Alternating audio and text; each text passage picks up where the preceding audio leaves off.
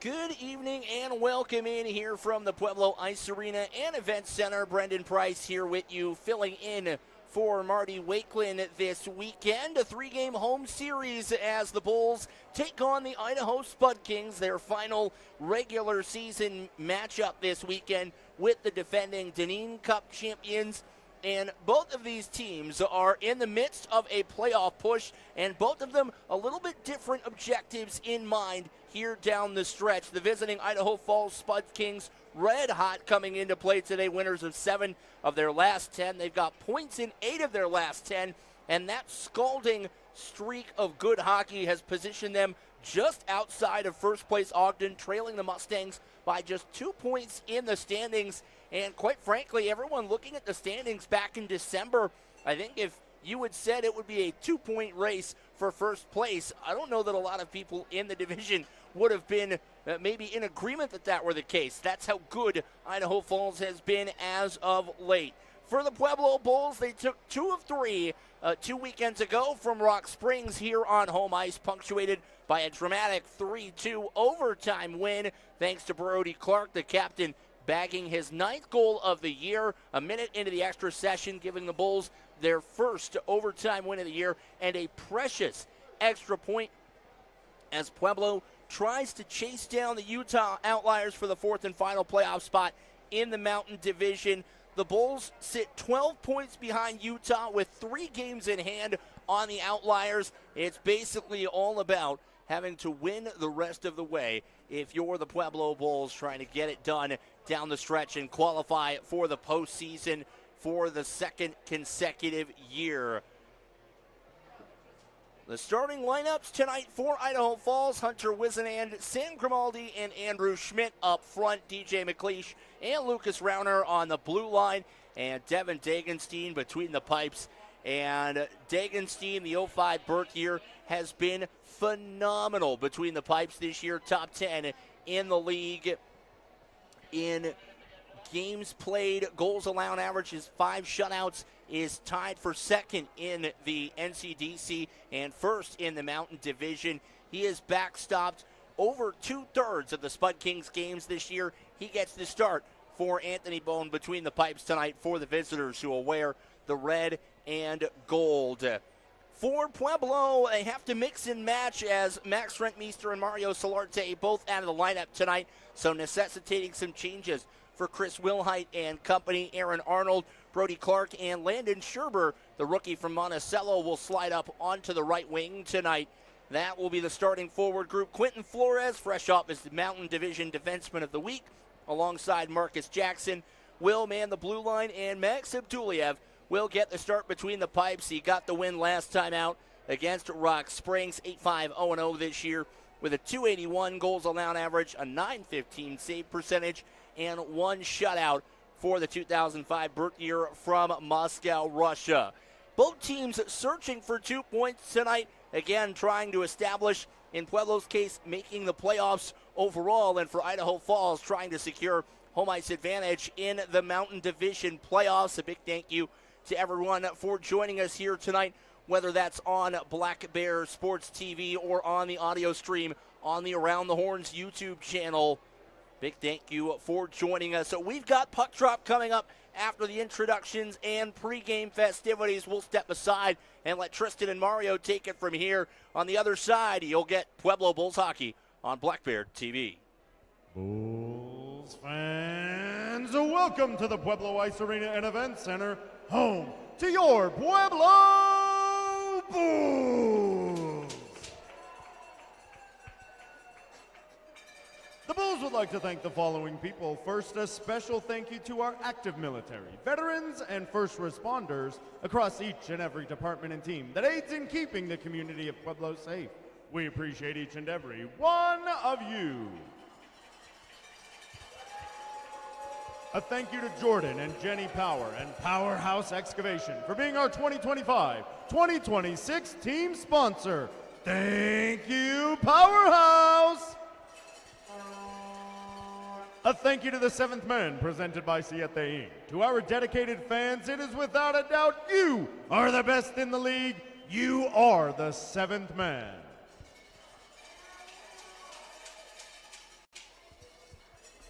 Now, Bulls fans, turn your attention to the far end of the arena and welcome Julian Will Hughes, co-operators of JW Mini Moose, and the proud owner of your favorite mascot, Pueblo.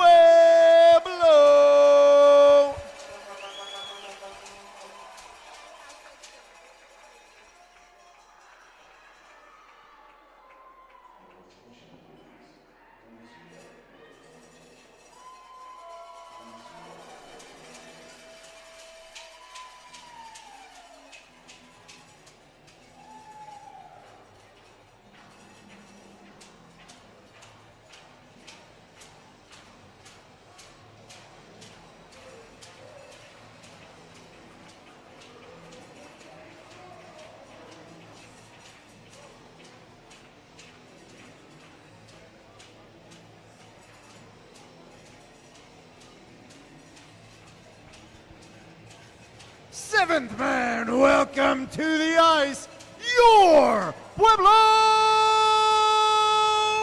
Bulls.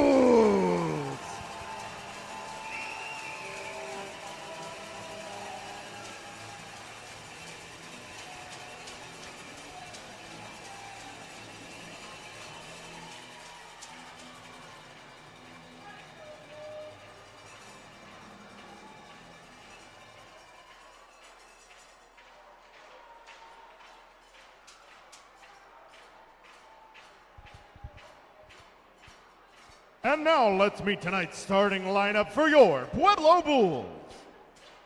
At right wing, from Monticello, Minnesota, number 3, Landon Scherber.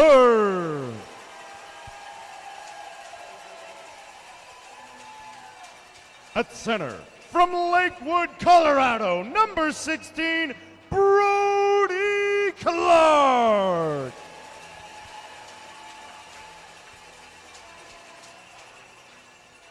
At left wing, from Dallas, Texas, number 19, Aaron Arnold.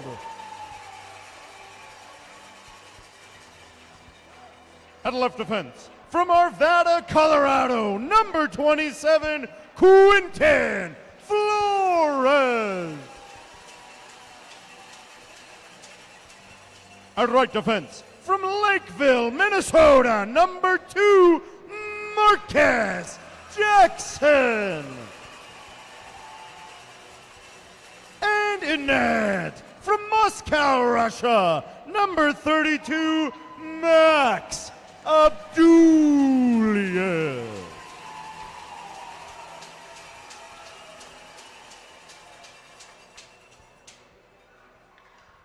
The Bulls would like to take this time to turn your attention to Section 4, Row 1, Seats 1 and 2. These seats are designated for POW and MIAs who have served the ultimate sacrifice. The Bulls will always have a seat for you.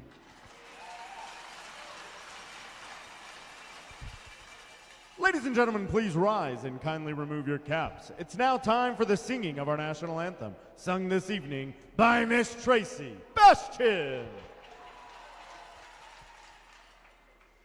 Oh, say, can you see by the dawn's early light what so proudly we hail at the twilight's last gleaming, whose broad stripes and bright stars through the perilous fight o'er the ramparts we watched were so gallantly streaming,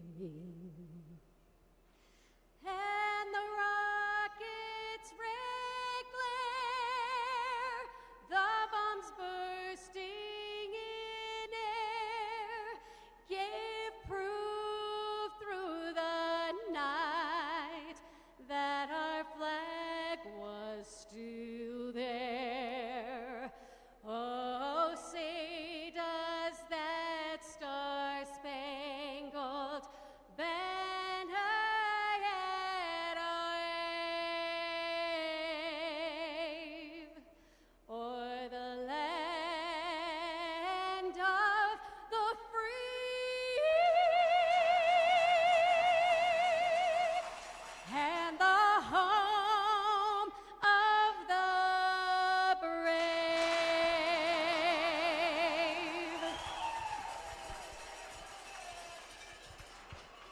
And now for tonight's ceremonial puck drop.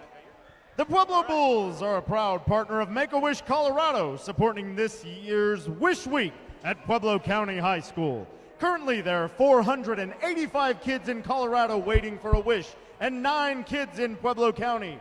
Tonight, we have Wish Kid Cash joining us to drop the ceremonial puck. Cash is 5 years old, facing leukemia, and wishes to go on a Disney cruise. Let's make some noise for Cash! All night tonight, Bulls fans, you'll have an opportunity to donate to support kids just like Cash. During each intermission, simply scan the QR code and donate. Together, we can bring hope and joy to hundreds of kids and their families when they need it most.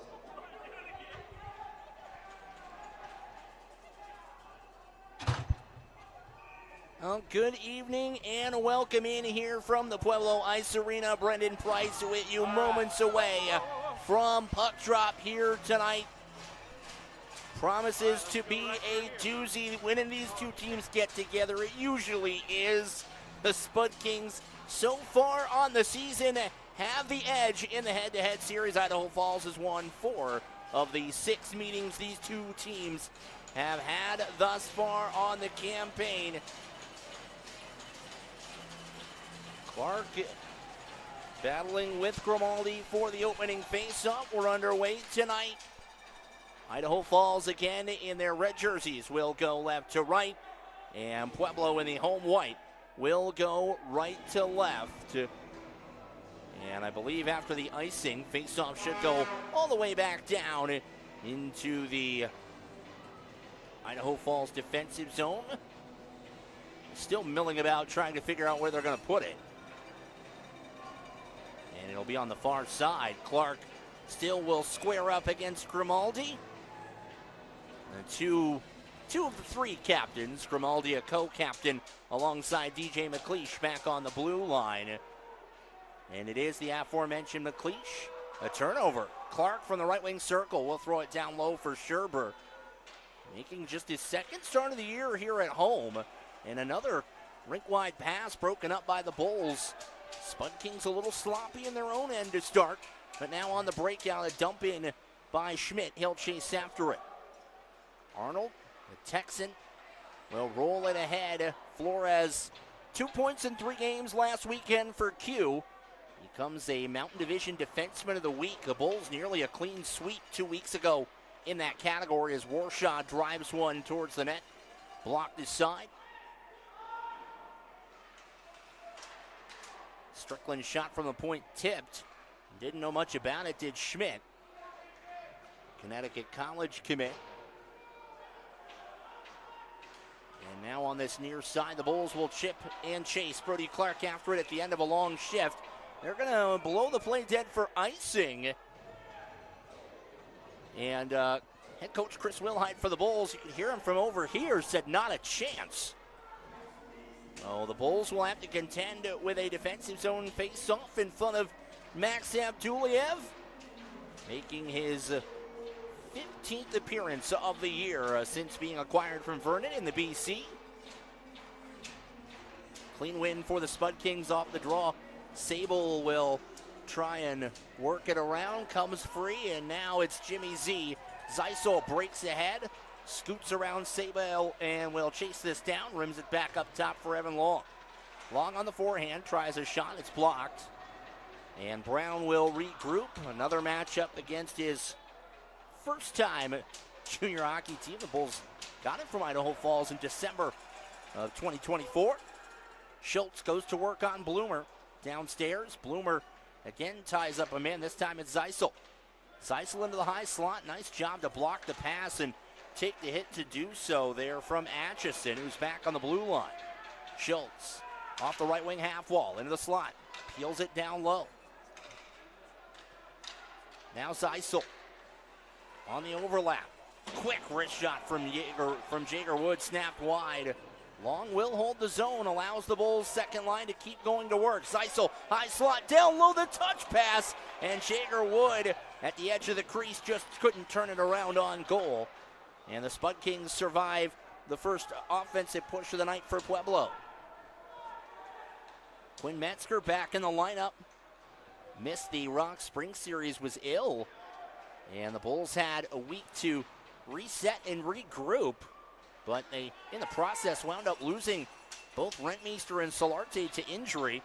The Bulls somehow got less healthy when they didn't have to play. Board battle in the left wing corner.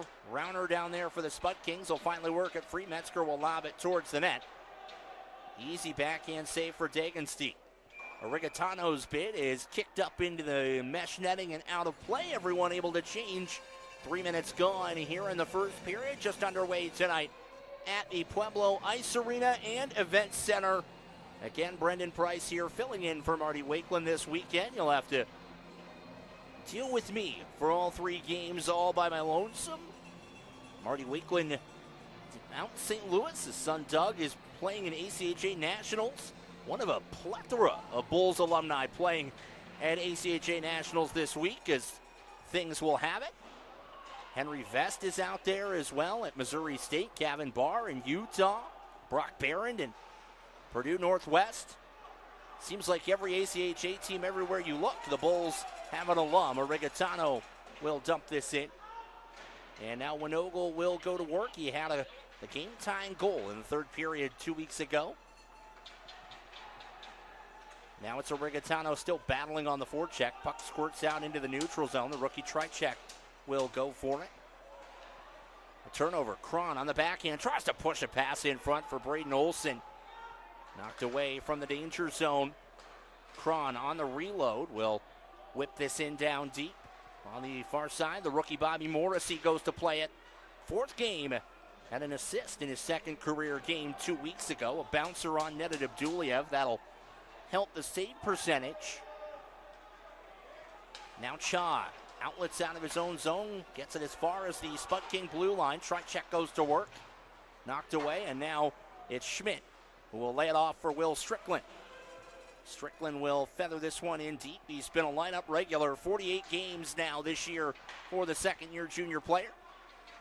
It's Cannavaro up top.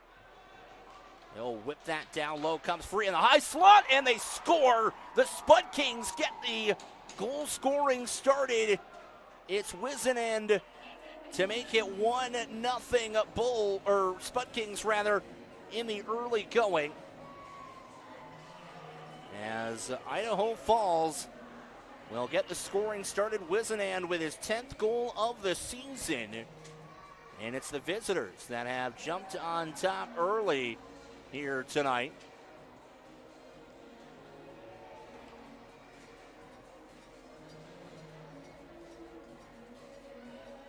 Wizenand got a little space in that bumper position before being able to get the job done and get Idaho Falls on the board.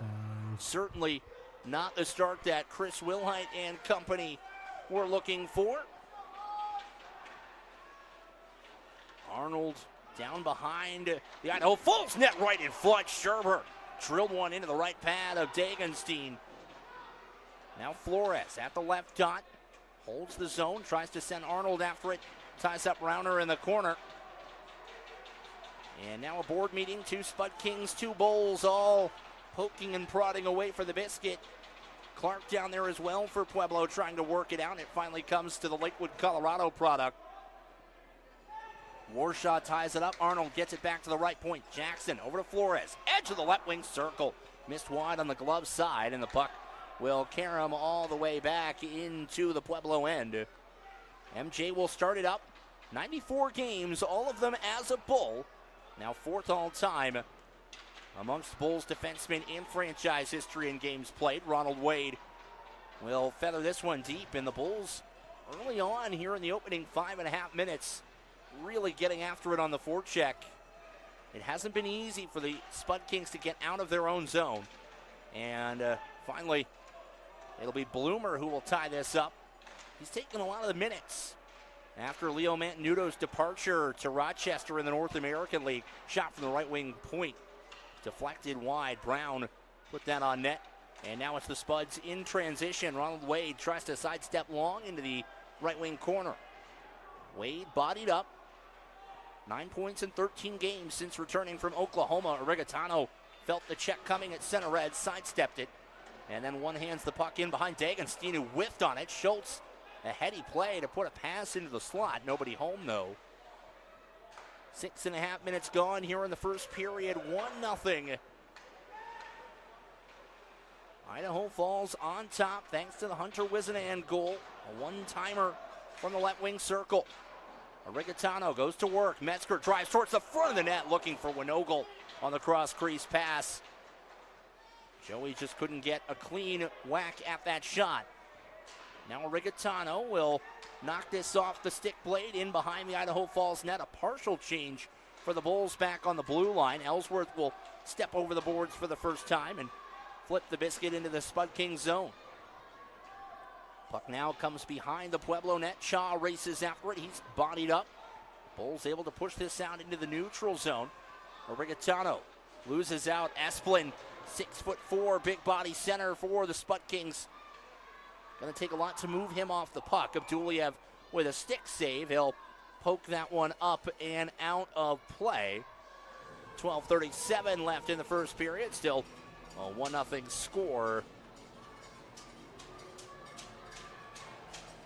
Face-off will be on the right wing in the offensive zone for Idaho Falls. Clark and Grimaldi again. Between those two guys, you've got about 250 games of Mountain Division experience. DJ McLeish, 133 games in Idaho Falls, all-time franchise leader. Well, put this one deep. Jackson feels the pressure from behind. A turnover, and now Scherber will start the other way for Pueblo. He'll cross the center red line, dump this in, Arnold after it. Arnold on the backhand, trying to push this pass in front. Still jockeying for position, the one-timer from Jackson, who had pinched into the right wing circle. Kicked aside, icing waved. Flores back to fetch it. Outlet pass for Scherber, hits a body. Keegan after it, his first shift tonight. And Keegan will drive his man, Isaac Sable, into the right wing corner boards. Fourth line out for Pueblo. Morrissey, Keegan, and Trichek trying to get some zone time for Pueblo. Still, puck wedged along the end boards. Keegan, now Morrissey. Long wants it up top. D to D for Brown. Now Clark on the right wing half wall. Back up top, Brown grips a one-timer. And there was traffic in front. And now Mick Keegan and Stephen Bloomer are exchanging cross checks. And now we're going to get some extracurriculars. Mick Keegan, never one to shy away, was jockeying for position in front with Bloomer, who's in just his 6th game in an Idaho Falls sweater. And I believe you'll see offsetting minors here unless they give Keegan an instigator. Very well could be the case. But it appears to just be offsetting. Both will take a trip to the sin bin. Should be 5-on-5 as well. With the penalty coming after the whistle. Schultz and Bookie Warshaw for the faceoff. Warshaw committed to Concordia. Set to join Bull Will Hofer there next year. Spud Kings in their own zone. Canavari, now Strickland on the outlet, wants to find Atchison. Warshaw on the drop pass. Atchison, left wing circle. His wrister tipped wide. Rebound pops out to the blue line. Penalties assessed to both teams. Cycle. First for the Spud Kings. Spud Penalty Kings assessed to number They 2. really had Two push, 2-minute minors for roughing. Zone. For your Pueblo Bulls, Wound penalty up assessed to with number Hunter 77, Wisenan, Mick scoring his 10th goal of the year. 2 2-minute minors for roughing. Great work by Strickland, and behind the play, I believe they're going to get Strickland for the hold, as he had grappled Jager Wood pretty good to hold the zone. And for the first time tonight, Pueblo will go to the power play. 10:51 to go in period number 1, and the Bulls a really good opportunity here to try and tie the score. So it's a holding minor on Will Strickland, And the Bulls power play will get its first run out on the night. 15.1% on the year, fourth in the division. The Bulls are on the Adams Electric power play. They'll send power play Penalty unit assessed to number Spud 1 Kings out player there. number 4, 2 minutes, holding. Juliev will leave that for Quentin Flores, who of his goals this year, both have been on the power play, one here at home and one on the road. And now it's Zeisel will roll it down to Clark. Clark tries to go to work, a delayed penalty, and this will be a slash against the Bulls. And just as quickly, 4-on-4 beckons over the next 91 seconds.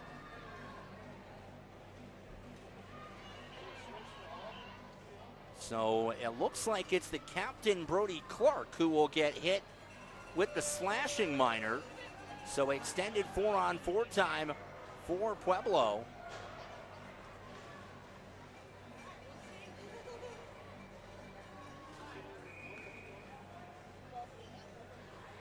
And the faceoff will be down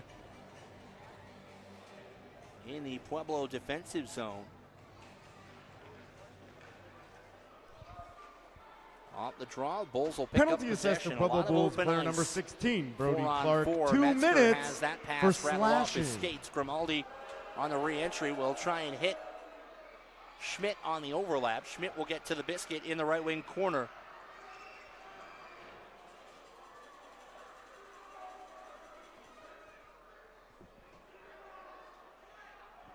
And now a board meeting in earnest. A whole cadre of characters battling after the puck, and finally it's the Bulls who will break it out. Flores leads it for Metzger down the left wing in the circle. Metzger tries to put it in front. Off Dagenstein's pad, he'll parry that into the corner. Schmidt whiffed on the first pass, regains possession. Now Lucas Rauner, second year in Idaho Falls for him, leads this Spud Kings team in assists. Now it's DJ McLeish. Lepitre holds the zone on the right wing half wall. Lepitre peels away on the backhand and loses possession.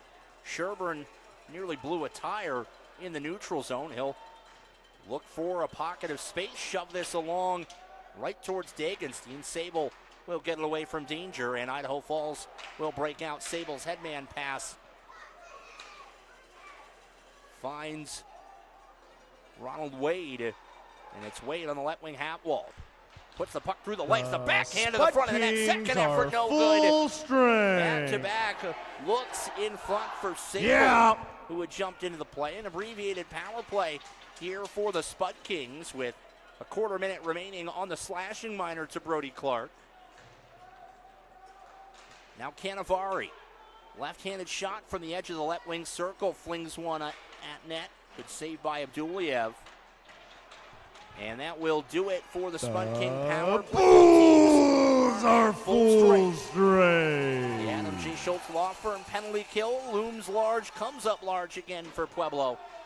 Over halfway home in this first period, 1-0 Idaho Falls.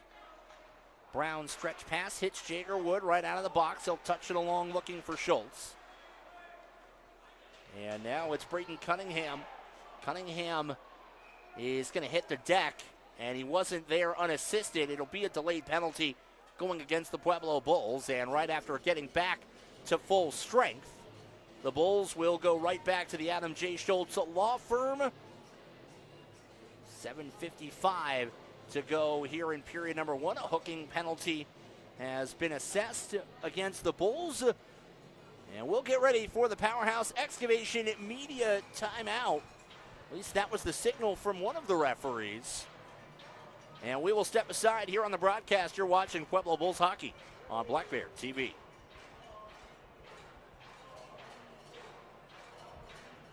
All right, Bulls fans, it's time for the first media timeout brought to you by Powerhouse Excavation. And it's the very first media timeout of the night. You know what we talk about. It's time to find out who our Coors Light goal scorer of the game is tonight. And tonight, your beer boy is Elmhurst, Illinois' finest. Number 59, Torin Rigatano. Now, if at any point Torrance scores the goal between now and the end of the second period, you get 5 minutes to get over to the beer garden and get your half-off Coors Light. And make sure, whether you're drinking discounted beers or full-price beers, make sure you tip your beer girls really well. Now, we know it's a light crowd on a Thursday, but you're the seventh man, so let's make some noise and let's get a win in P-Town. Let's go, Bulls fans! Well, the Powerhouse Excavation and Construction media timeout. Mario getting the fans up and jumping here in-house. A Thursday night, the penultimate home series of the year for the Bulls. 3 games this weekend against Idaho Falls. And then they will go on the road for 3 in Casper, and then they will close out the regular season with 2 here at home against Ogden. Again, Idaho Falls out of the media timeout on the power play. They're second already of the game, and Idaho Falls exceptional on the man advantage. The Bulls are on year. the Schultz Law Firm penalty kill. Penalty assessed to 40 for Pueblo Bulls player number 18, Jager Wood, 2 minutes. Only Ogden in the Mountain Division is better on the man advantage. They've got the second unit out to start. Cannavaro, or check that, it's the first unit, excuse me. Grimaldi, Cannavaro, McLeish, who holds the zone at the left point. They'll work it downstairs into the corner for Wade. Grimaldi on the half wall, not going to get too much time or space. 9 power play goals this year for the Idaho Falls co-captain. Grimaldi, right wing circle, holds on to the puck, harassed by Flores, who's able to rip it off his stick and clear the zone. Great work from Q there on the penalty kill. Schultz, Zeisel, Brown, and Long, penalty killing unit number 1 out for Pueblo. They started with the second unit, and now Lepitre will crisscross at the blue line and lose possession right away. Biscuit heads down to Dagenstein. They'll lay it off for Lucas Rauner. Outlets for Lepitre, cross center red, Atchison over the Pueblo line, into the high slot for the trailer. It's Warshaw, and he scores. Bookie Warshaw able to rip this one in past Max Abduliev.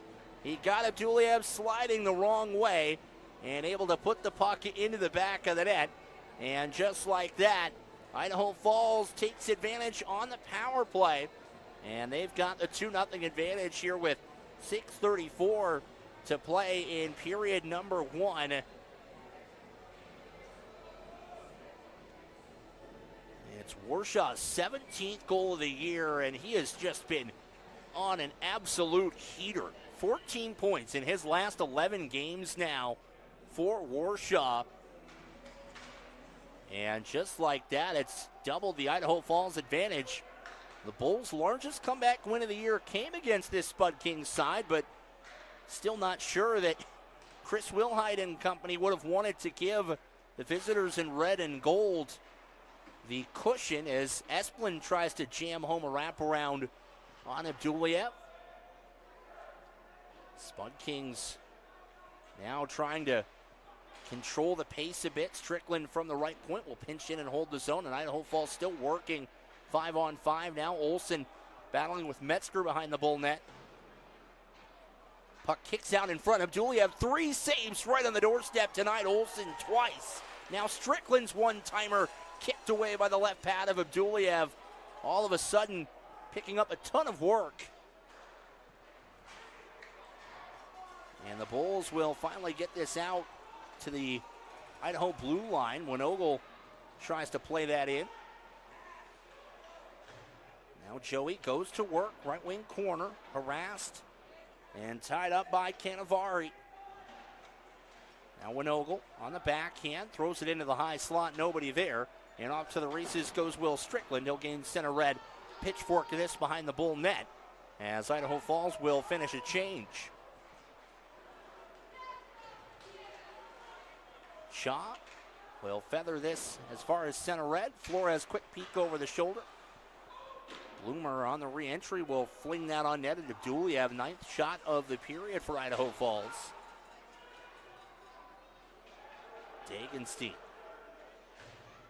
A .926 save percentage He's had a very nice year, but it's still not good enough to put him in the top 5 in the Mountain Division among save percentage for goaltenders. This is a very deep Mountain Division from a goaltending perspective. Dagenstein trails Vigo Boston, Simons Hilly in Grand Junction, Merritt Griniker in Ogden, and newly acquired Colin Pasqualone in Utah. Spud Kings here so far have done a great job just not letting the Bulls get any shots on goal. Another board battle on the left wing half wall. Keegan is at the edge of it. Flores is the one taking most of the wear with Ronald Wade down there, who gives him a couple of pops, and Flores comes over the top with a quick grapple as everyone finally separates. MJ will start out of the Pueblo zone, a headman pass. Keegan will dump this one in behind the Spud King net. Dagenstein will wrap it up the far side wall. Grimaldi dispossessed by Clark. Good second effort. Will at least let the Bulls keep forechecking. It's their first 5-on-5 push in the O-zone in a couple of minutes. Shaw will wheel one towards the corner. Clark tries to jab it away from McLeish. Wisenand from the seat of his pants able to clear the zone. Pueblo has to touch up. Arnold on the forehand will lob this behind the Spud King net. McLeish after it. Up ahead for Schmidt. Andrew Schmidt tries to get around Shaw on the outside. Does so on a right toe save by Abduliev. Now Scherber. Clark on the backhand. Again, Idaho Falls making it one and done for the Bulls on the forecheck. Zeisel nearly pickpockets Rauner, who's able to push this one. Now Lepitre gets a step behind Long. Lepitre barrels in on the right wing. And a pad save by Abduliev. Bulls in transition, 2-on-2 over the Idaho line. Scherber will roll this one in towards Dagenstein, who will make the save in the Idaho Falls net. 2:44 to go in the first period. 2-0. The Spud Kings lead on goals from Hunter Wisenand and Bookie Warshaw here in this opening frame.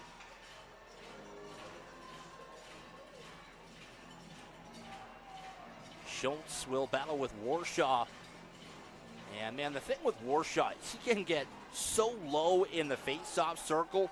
Some of that is the frame at 5'6", but it's just always in good position. Makes him so tough in the face-off circle. I don't know that, other than Brody Clark, I don't know if there's a tougher guy to take face-offs against in this division than Warshaw.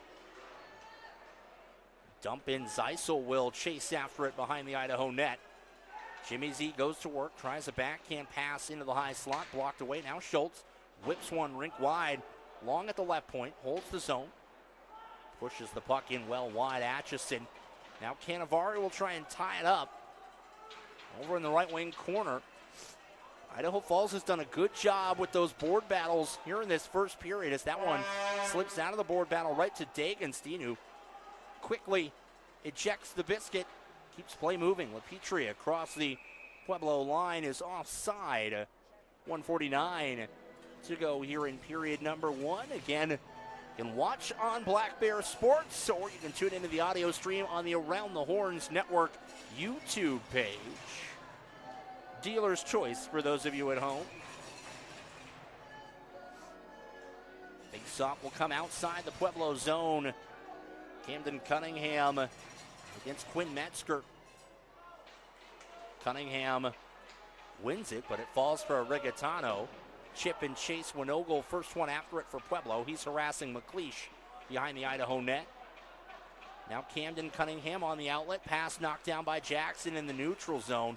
And it seems like every time there's been a loose puck or a puck in the corner on the boards, the Spud Kings have sent 1-2 bodies after it, and they've really worked a lot of these 50-50 pucks exceptionally well. Outlet pass, Wade, full head of steam. Now right down Broadway, has that poked off his stick by Flores. Those two careen and collide into the corner, jockeying for possession again. They've already been mixed up once here in this first period. Camden Cunningham up top at the right point for Rauner. Trying to get it around the horn, taken away there by the Bulls. The flip pass. 1 minute remaining. remaining. Chasing down the left wing corner for the Bulls. He doesn't have any help.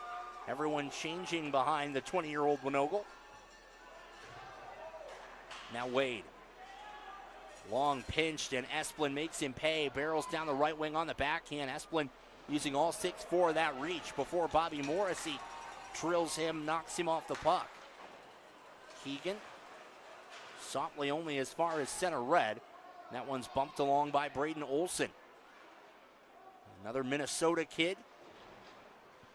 If you had a nickel for every time you said that in this Mountain Division, I'd probably be a multi-millionaire at this point. Bloomer up top. His shot on net, patted aside by Abduliev. Tricek hits the deck. And the Spud Kings continue to cycle the puck around, under 10 seconds to go here in the first period. Bloomer holds the zone, threw it towards the net. Wanted the tip from Blaine Cron. And that will do it here for the first period. Hunter Wisenan and Bookie Warshaw get the scoring done. Idaho Falls has the lead after 20 minutes tonight. A power play tally gets the job done after the even strength hit from Wisenan. And for the Bulls, they'll have to find some answers as they head into this first intermission. Again, 2-0 Idaho Falls on top of the Bulls after 20 minutes tonight. We'll step aside for the Around the Horns podcast. They'll catch up with Mario and Tristan when we return. We'll get you caught up on first period action as well as action around the rest of the Mountain Division here tonight. Idaho Falls leads the Pueblo Bulls 2-0 after the first period. Brendan Price with you. Stay tuned.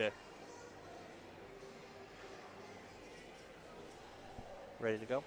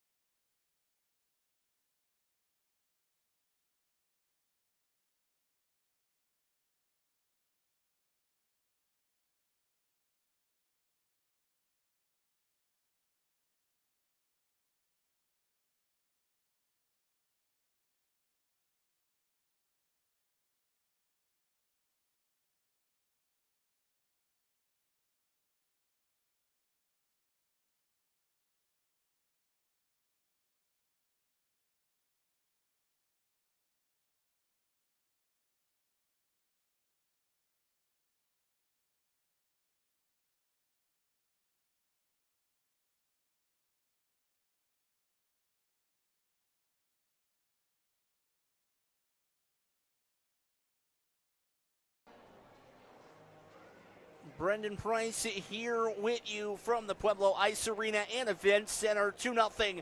The Spud Kings lead the Bulls after 20 minutes here tonight. Idaho Falls getting one power play goal and one even strength goal in that first period. The Spud Kings got the scoring started. Hunter Wisenand with his 10th goal of the season. Found space in the edge of the left wing circle and was able to punch a slap shot past Max Abduliev and into the back of the net. Made it 1-0 Spud Kings early on.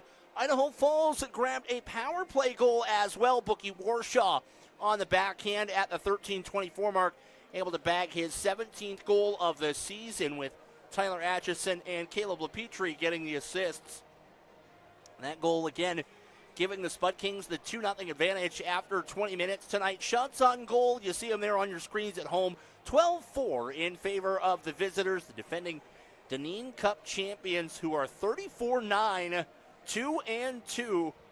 Or rather, excuse me, I can add, I promise, a 32-9, 9, or 32-9, 2-2. There we go. Numbers are hard sometimes. As the Spud Kings last year won 38 games, their record as a franchise in each season has improved. They'll have to win out in order to win 39 games and keep that streak running for a fourth season. Only one other game around the Mountain Division here tonight, and it's of particular interest to Bulls fans. The Casper Warbirds leading Utah 2-1 on the road at the Black Rock Event Center. That game in the second period, 17-13 to go in that second frame. Again, the Bulls trying to chase down the Utah Outliers for the fifth and final playoff spot here in the Mountain Division. The Bulls made the playoffs last year with that late run, took on this Idaho Falls Spud Kings, and I mean, quite frankly, one of the best playoff series in the history of the Mountain Division in the USPHL era.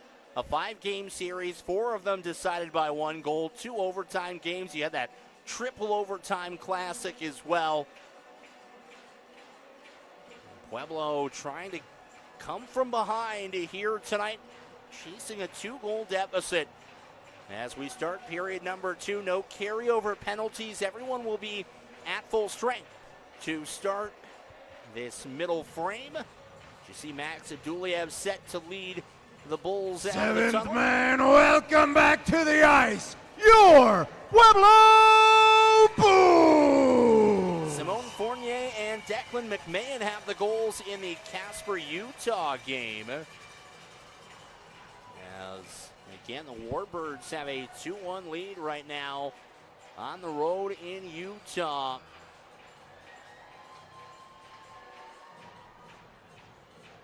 Both teams will switch ends, the period of the long change.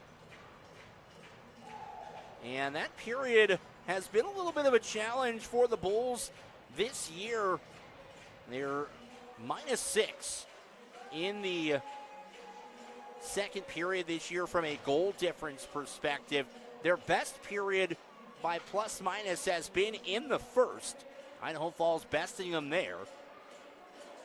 And again, that 2-0 advantage, but Chris Wilhite, associate head coach Dave Nelson, game planning, trying to get ready and make the adjustments here for period number 2.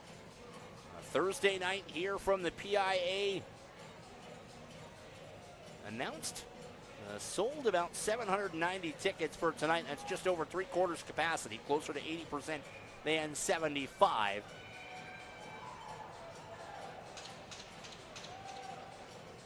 And those fans looking for something to cheer for here early on in this second period. Grimaldi and Clark for the opening face-off here in period number 2. They step to center. Grimaldi a clean win back. And we're underway here in the middle frame from Pueblo.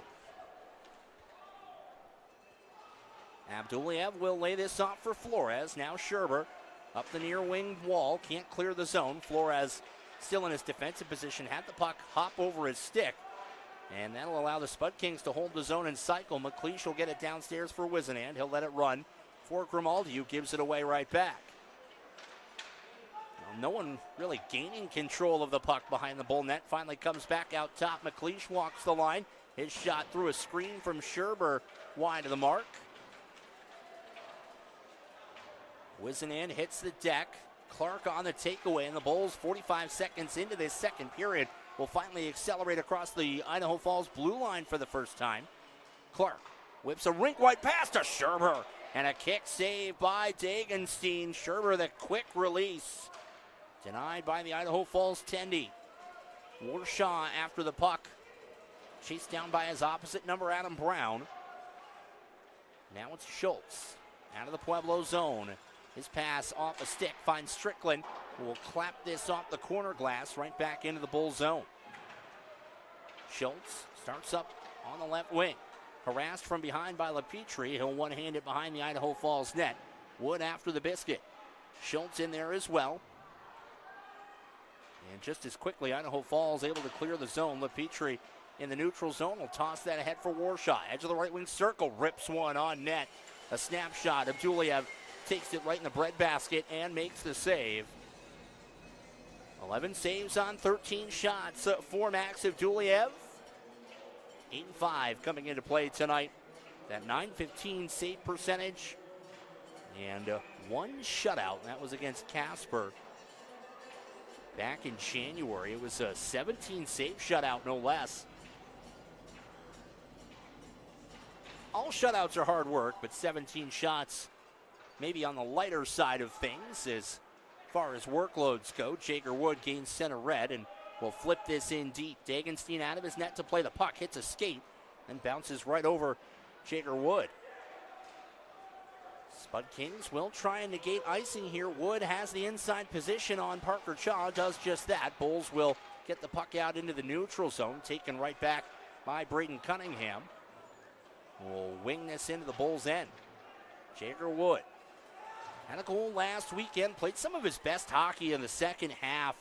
Really excelled at using his frame on the forecheck, protecting the puck. Was excellent in that regard 2 weeks ago against the Miners. Now it's Braden Cunningham. He'll push this into the Pueblo zone. MJ after it for the Bulls. And it's MJ. The outlet pass for Metzger. Full head of steam. Dips and dodges. That's got to be a penalty. Yeah. Both referees immediately had their arm up. Cron will get caught with his hand in the cookie jar. And the Bulls will go to the power play for the second time here tonight after the slashing minor going against Blaine Cron, a Rockford, Illinois product. Well, officially they'll call it a hooking penalty, tomato potato, as things go.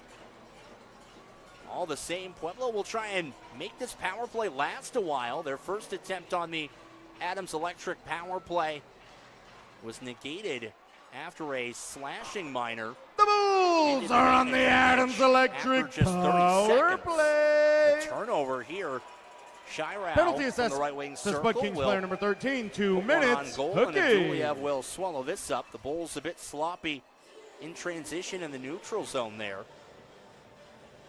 Only allowed 5 shorthanded goals this season.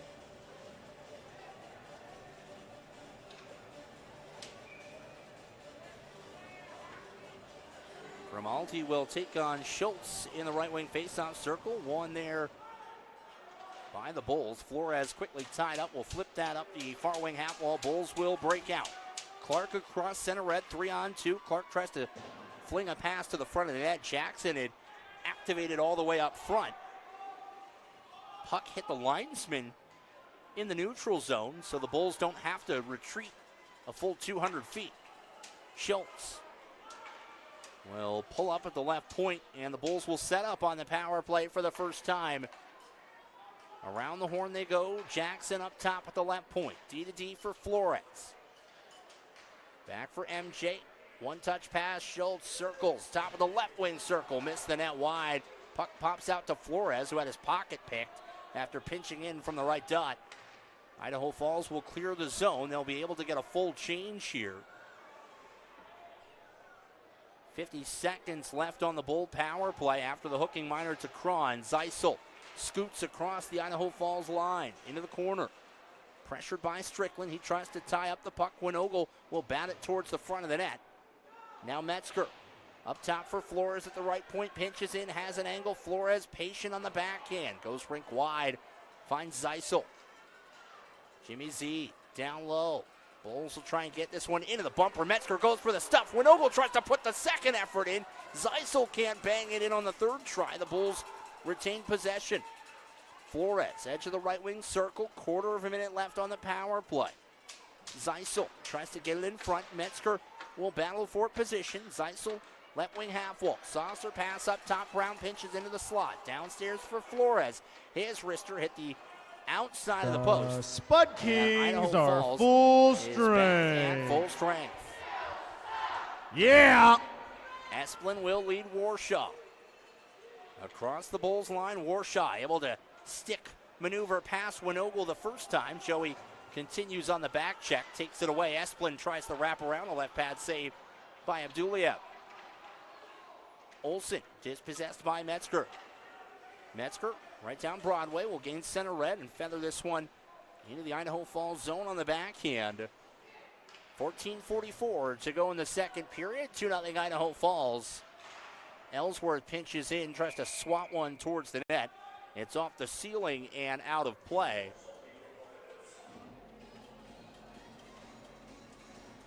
Faceoff will stay down in the Spud King zone.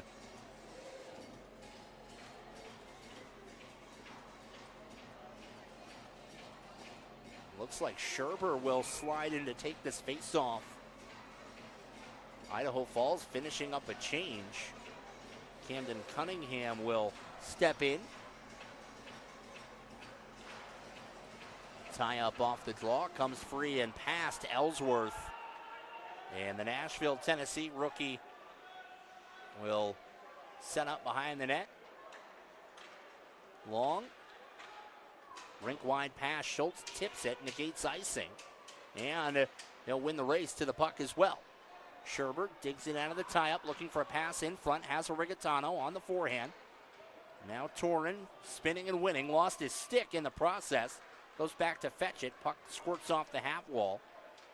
And Idaho Falls in transition. Braden Cunningham put that one right into the chest of the referee. Pass to the front of the net. Broken up, intended for Camden Cunningham. He'll try and spin this one on net. Blocked by Long. Ellsworth out of his own zone. Here comes Clay across the Spud King blue line. It was an inadvertent drop pass. I don't know that Schultz got the memo. Bulls will hold the zone though. Rigatano, right wing corner. Torrent puts a pass in front looking for Scherber. The pass was astride behind him and bouncing end on end. Tough to get a turnaround on. Rigatano will try and spin this ahead. The Bulls trying to counter. Delayed offside against the Spud Kings. They'll have to touch up. Pueblo with possession in their own end. 13-14 to go in the second period. The rookie Jackson Trichek barreling across the Spud King blue line. Scherber tries to hold the zone. A whistle, and I believe the puck has gone out of play. Now, Idaho Falls has come out and looked very, very good, and that has not been easy given the last 2 days the Spud Kings have had. They left Idaho Falls on Tuesday night, and they got here to Pueblo this afternoon. And for those of you keeping score at home, typically the drive from Idaho Falls to Pueblo is not a 2-day excursion. Multiple road closures forced the Spud Kings to turn around. Once they left Idaho, they had to spend the night in Rawlins, Wyoming as well. And then finally were able to get on the road and get down here to Pueblo this morning, as large swaths of the 80 and the 25 were closed today in Wyoming because of high winds. They recorded gusts in Cheyenne and Rawlins of over 80 miles an hour. It flipped many a semi-truck as well. Well, Idaho Falls has been on the road for quite some time, and they've got themselves a 2-goal advantage here in the second period. Errant stretch pass. Jackson has the inside lane. Not quite sure how icing was waved there. That dump in was from well beyond center red. A turnover in front, and Olsen's wrist shot was blocked. Puck still batted around in the high slot. Finally, McLeish, D-to-D rounder, steps into a slap shot, and a breadbasket save by Abduliev. And some consternation off to the left of Abduliev after everyone jockeying for position in front.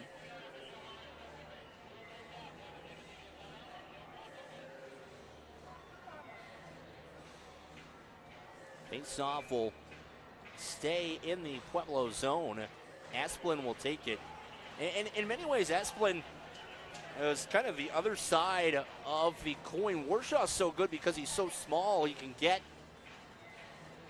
really low, and get really good positioning. Asplin at 6'4", is just able to use those long arms, the quick hands, and spin just about every faceoff back to his defensive group.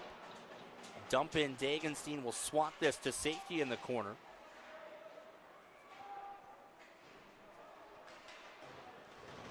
Cha, huge hit behind the play. Arnold leveled his man. He is very slow getting up. The puck is over in that corner. I think that's Lucas Rauner who is down, and the referee is finally going to blow play dead. I mean, Rauner just got sandblasted over on the half wall by Aaron Arnold, who's 6'4", 185.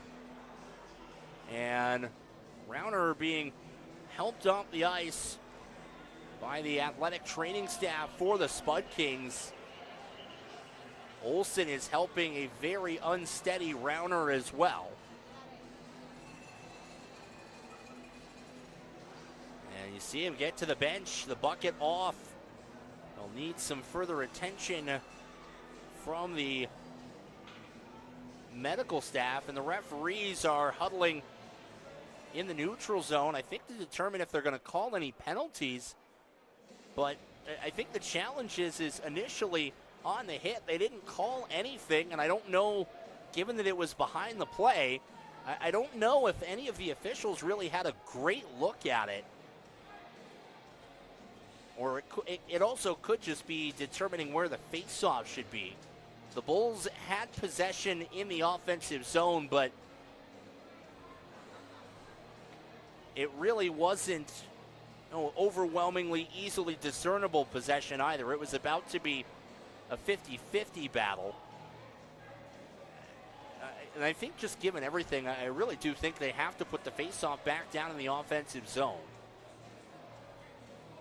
Referees now having a conversation with the Idaho Falls bench, and Anthony Bone is expressing his displeasure, I think, based on the gesticulation. I think he's contending that Aaron Arnold may have extended with an elbow and caught Rauner up high. And again, nobody in the box and no penalties on the board. So it looks like we'll continue to play 5-on-5 here. 11:27 to go in the second period.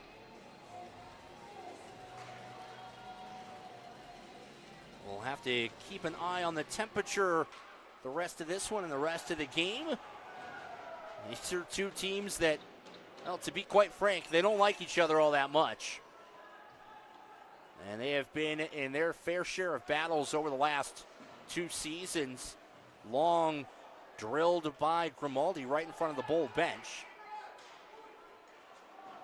Idaho Falls with possession. Schmidt across the Bull blue line. Schmidt, rink-wide pass. And that is stopped by Abduliev with the right pad. And just able to clear the zone there was Jager Wood. Abduliev snow angeled in the crease to make sure the rebound didn't slip past him. Spud Kings in no rush. Most dangerous lead in hockey, 2 goals. Midway through this second period, Schmidt top of the left wing circle, lobs a pass down low. The backhand effort off the mark there from Wade. Spud Kings control, walking in from the blue line. And there was Bloomer who wired one in front of Abduliev, and now we've got some extracurriculars behind the Pueblo net. Long and Ronald Wade going after it. some folks in the stands chanting, "Let them play," which I suppose if you're the officials, they did let them play. They just didn't let them shove and punch after the whistle. And again, these two teams, 3 games this weekend, the final regular season meetings on the campaign. The Bulls split the 2 games previously played here. They were swept the first time they went to Idaho Falls. And out of picture, Evan Long was in the box and now has been sent back to the bench. So I think there was some confusion as to whether or not there would be penalties assessed. And now Anthony Bone over in front of the Idaho Falls bench getting a conversation from the officials. He's giving them an earful down there.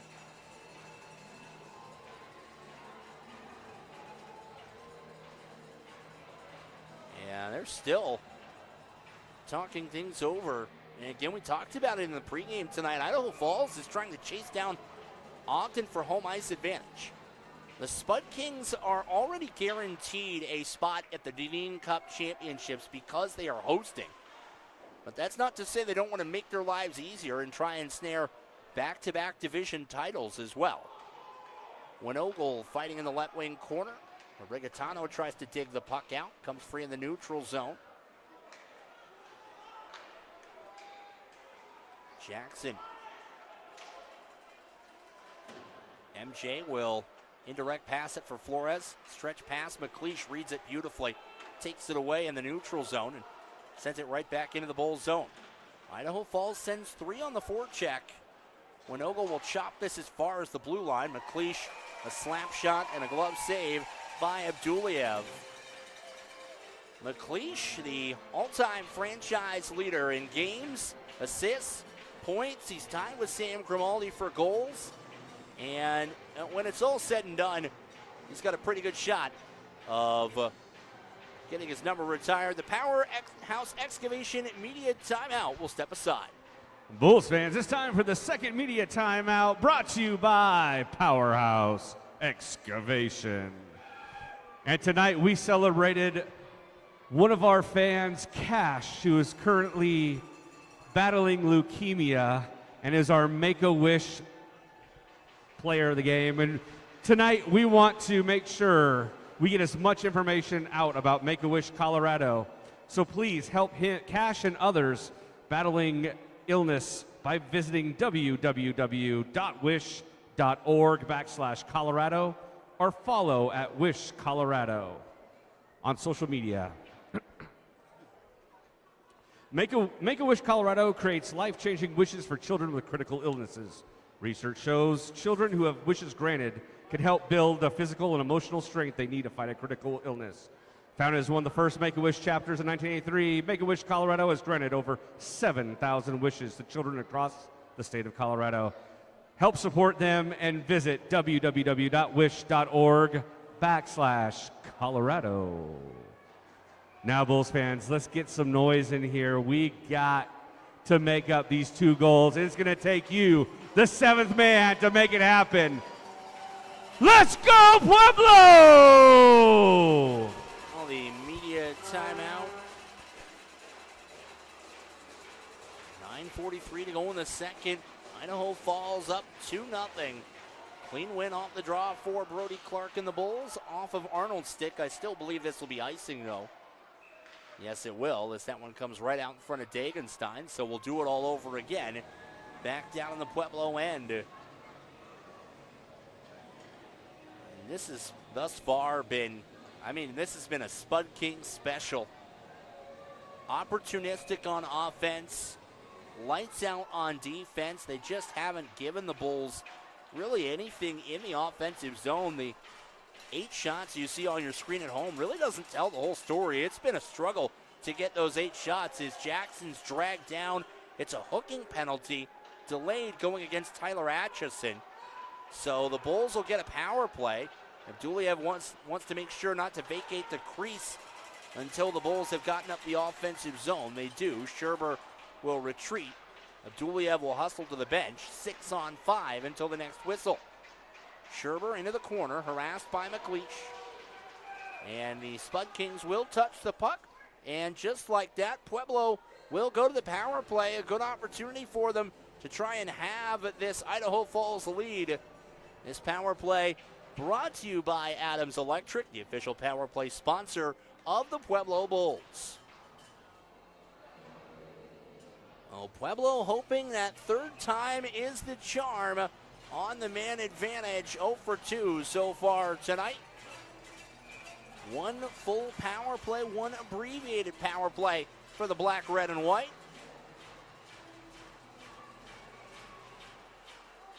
And off the draw, Bulls are on the Adams Electric power that one's off the play. ceiling and out of play.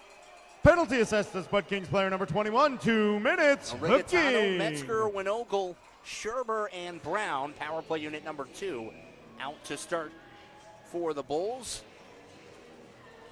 Grimaldi, Cannavaro, looks like one of the Cunninghams, and Wade for the Spud Kings on the penalty kill. Scherber up top for Brown. He'll wait at the left point. Passive box. Now an active box on the PK for Idaho Falls. Rigatano downstairs behind the Spud King net, tries to pass it in front. Scherber will collect it.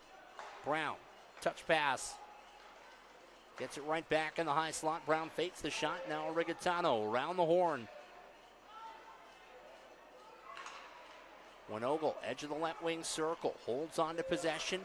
Gets it right back. Winogle looking for an angle. Doesn't have one. Wade's cut him off nicely. Metzger back up top. Bulls getting possession around the perimeter. Just nothing to shoot at. Right in front. Metzger finally got the look. He slams his stick on the ice in frustration. Had the one-timer and just caught it off the heel of the stick. And instead of a quick rifled slap shot at Dagenstein, it winds up being a softball that the Canadian is able to handle. First power play unit out for the Bulls. 1:03 left on the man advantage and 8:08 to go in the second period. Clark will win this forward, but it's Idaho Falls that comes away with possession and pushes the puck into the neutral zone. Warshaw will harass Jackson, and the Bulls will start up. Now Flores waiting for support, pulls up at the right point, and McLeish pops it off his stick, and the Bulls have to reset in the neutral zone. Jackson's pass, a headman look too strong. Nobody can reel it in. Flores, good pinch at the right point. Holds the zone, lets the Bulls go to work.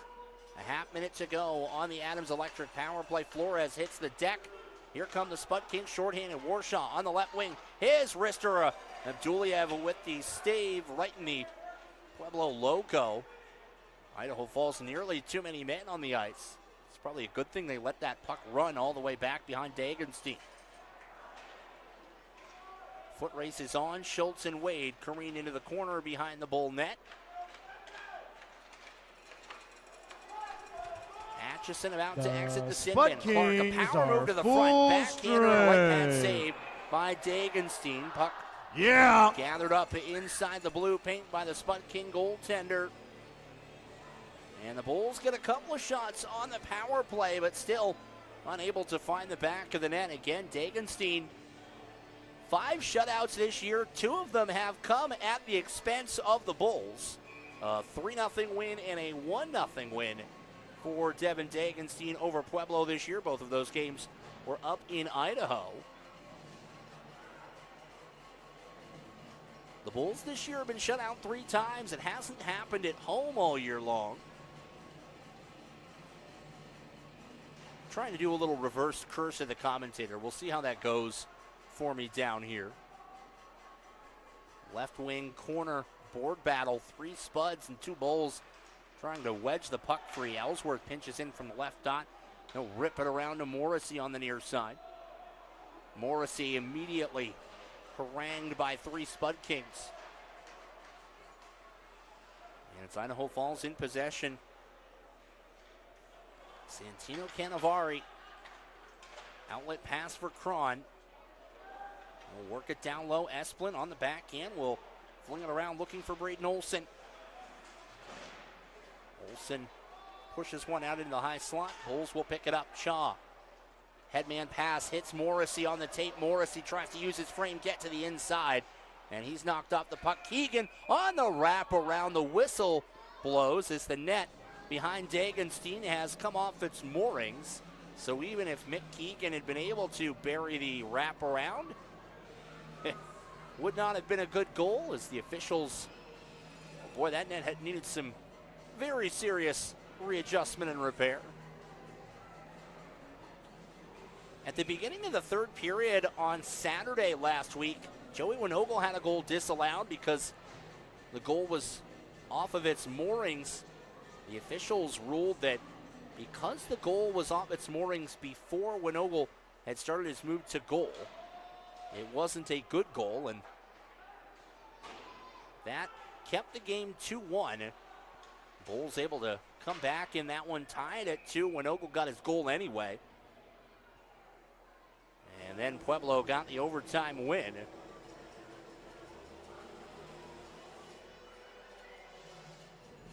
.551 to go here in period number 2. Idaho Falls clamping down defensively. Grimaldi will take the draw against Metzger.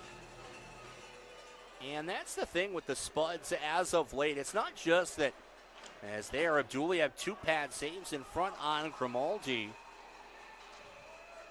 It's not just that the Spud Kings have won 7 of their last 10, have points in 8 of 10. It's just been really good defensive efforts. They gave up just 1 to Casper. They shut out Casper, allowed just 2 to Rock Springs, allowed just 3 to Ogden, or to Grand Junction rather.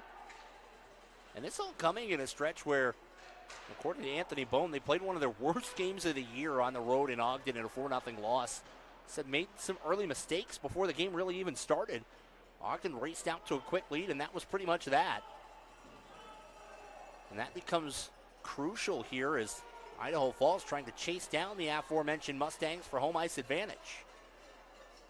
They've got to blow this play dead at some point. I'm not sure who has the puck wedged underneath. Finally, Origatano comes out with it. His pass into the high slot, broken up. Jackson holds the zone. Backhander off LaPitre. This is played with a high stick. Winogle tries to dig it out. Sable. Excellent indirect pass. Leaves it for Bloomer behind the Spud King goal. Atchison will tap that along. Warshaw left wing corner. Rink wide pass broken up. LaPitre spinning into the high slot. LaPitre still in possession. Whips a wrister in. And a blocker saved by Abduliev. He'll cover it up and make sure there's no rebounds there either. 4:16 to go here in the second period. Idaho Falls doubling up all over the place. 2-0 on the scoreboard, 20-10 in the shots count. The Bulls have had 3 power plays tonight. And that's accounted for half of their shots as well. Again, they had the first couple of shifts 5-on-5. The Bulls looked really good on the forecheck, but Idaho Falls has since really clamped down. Zeisel hits the trailer. Wrist shot from Wood was deflected. Puck still bouncing around in the corner. Comes back to Zeisel. Zeisel, high slot, waits, looks for an opening through traffic. The redirection from Jager Wood just pinged high off the end glass. Excellent bit of patience and look, and Wade hustling beats out the icing, careens into the end glass with MJ. Jackson looks for Wood, gets a piece of it. McLeish goes rink wide. Rauner back out into the ice, his first shift since he took that hit from Aaron Arnold. Zeisel backhand pass for Jager Wood. He wanted to find a trailer. Now Ellsworth delayed offside. Tried as he might to hold the zone, couldn't quite do it. If he was 6'5" instead of 6'3", I think he might have gotten there. A matter of inches. And Arnold again throws his weight around McLeish. Pops him from behind once, pops him from behind twice, and stares it down Arnold as McLeish heads to the bench. Esplin, left wing half wall, will push this puck behind the Bull net. Esplin goes to work, shouldered off by Clay Ellsworth. Now it's Clark. Up the wall for Scherber. Canavari can't handle it. Spud Kings in the neutral zone. Ellsworth harassed by Cron. Now it's Parker Chaw. That one hits a stick. Maybe the linesman over in front of the Spud King bench. Idaho Falls holds the zone and keeps the forecheck moving. Ellsworth will play it for Clark. Bulls have been hemmed into their own zone for 35 seconds plus now. Canavari bumped Scherber off the puck. Trying to start the forecheck. Clark holds the zone at the right point. No, he does not. Offside. A late whistle with 2:20 to go in period number 2.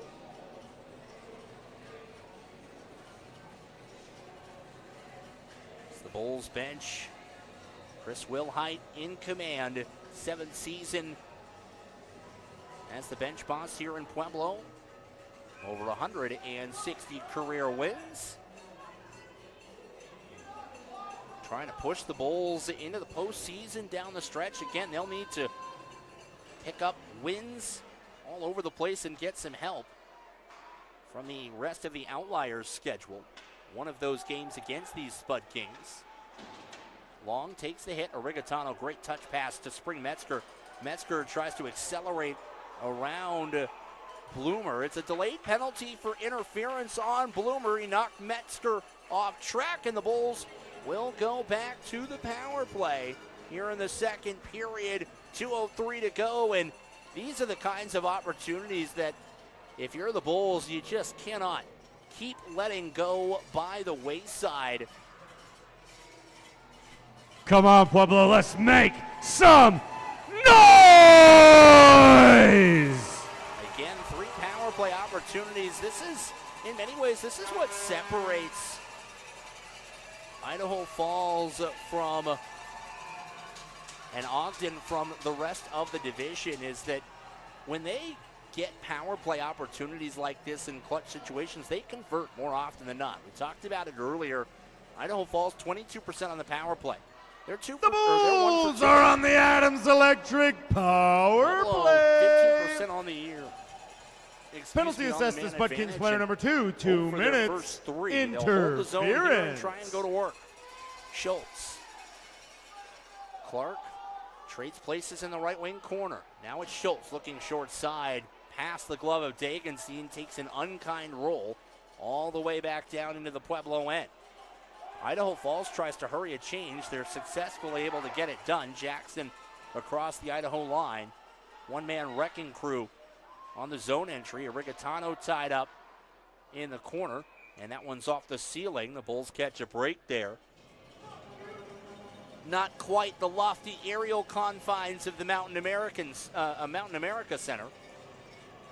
A beautiful facility up in Idaho Falls that all this time hanging around the Mountain Division, and I haven't actually had the chance to make my way up there yet.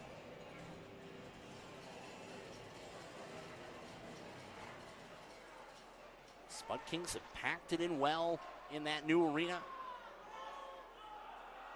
Bulls will have to reset in the neutral zone. About a 2-second difference between the penalty clock and the game clock. 1:02 left in the second period and 59 seconds left on the power play for the Bulls. Warshaw, the takeaway, shorthanded. He's going to try and bleed the clock a bit. The Bulls quickly able to retain possession. Metzger through the neutral zone. Metzger glides, gets around Strickland, backs it out to the point. Brown throws his weight around, holds the zone. Origatano, now Scherber has a pass looking for the redirection. It was a smart look. Wanted Metzger, who was unmarked, crashing towards the front of the net. Scherber had to try and thread the needle. Pass started skipping at the end.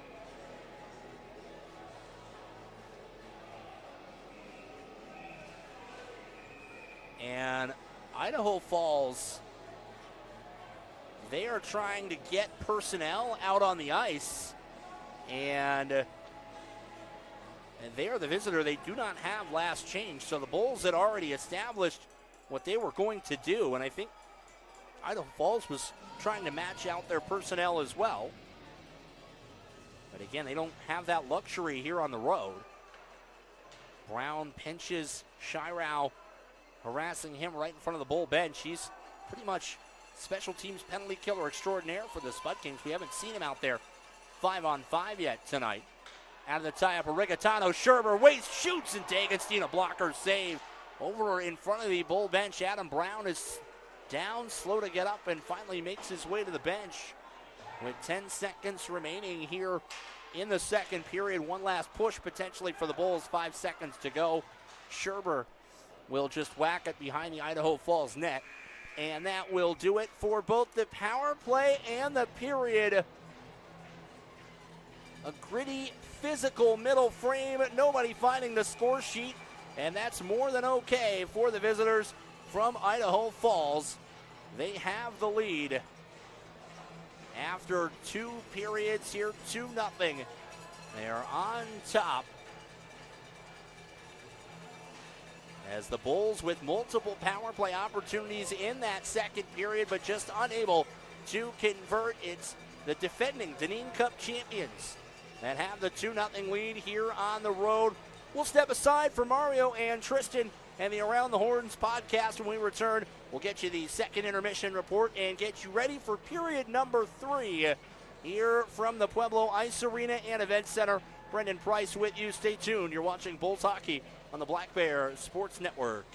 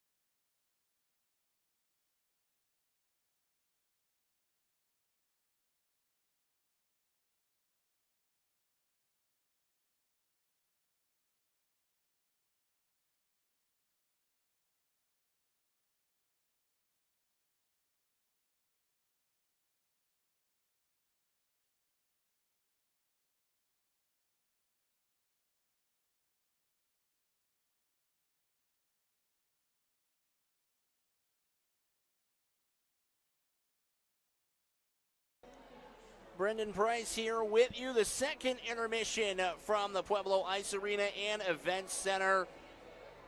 2-0 Idaho Falls with the lead as we are moments away from starting period number 3. A big thank you to everyone for joining us tonight on Black Bear TV or on the audio stream on the Around the Horns Network YouTube channel. The Spud Kings got both of their goals in the opening period. Hunter Wisenan with his 10th goal of the year, and Bookie Warshaw with his 17th goal of the season.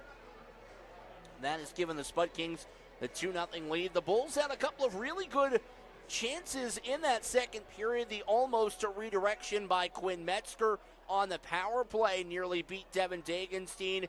The Bulls in that middle frame had 3 different power play opportunities as Esplin, Atchison, and Bloomer all took minor penalties for hooking, interference, and hooking respectively.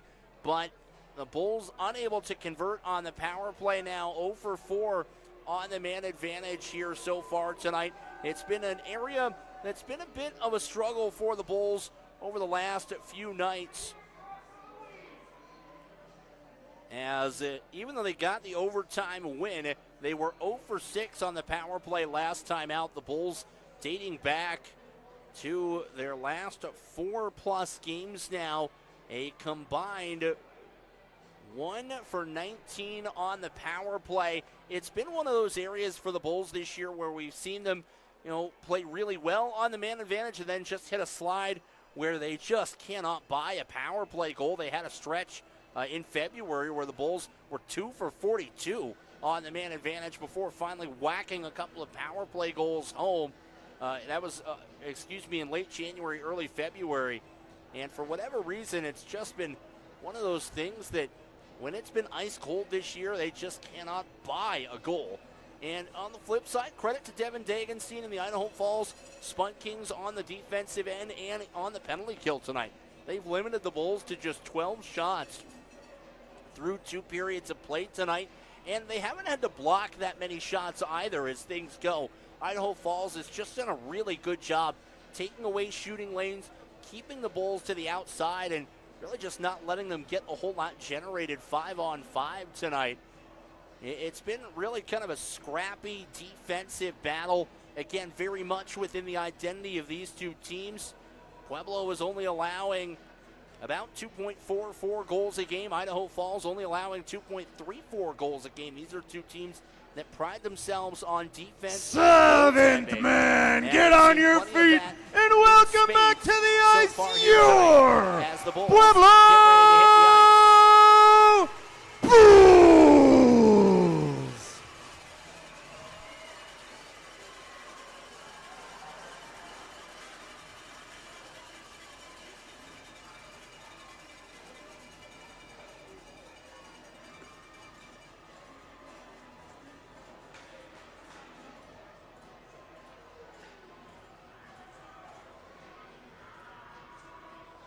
See Max Abduliev getting ready between the pipes. He's been good again tonight.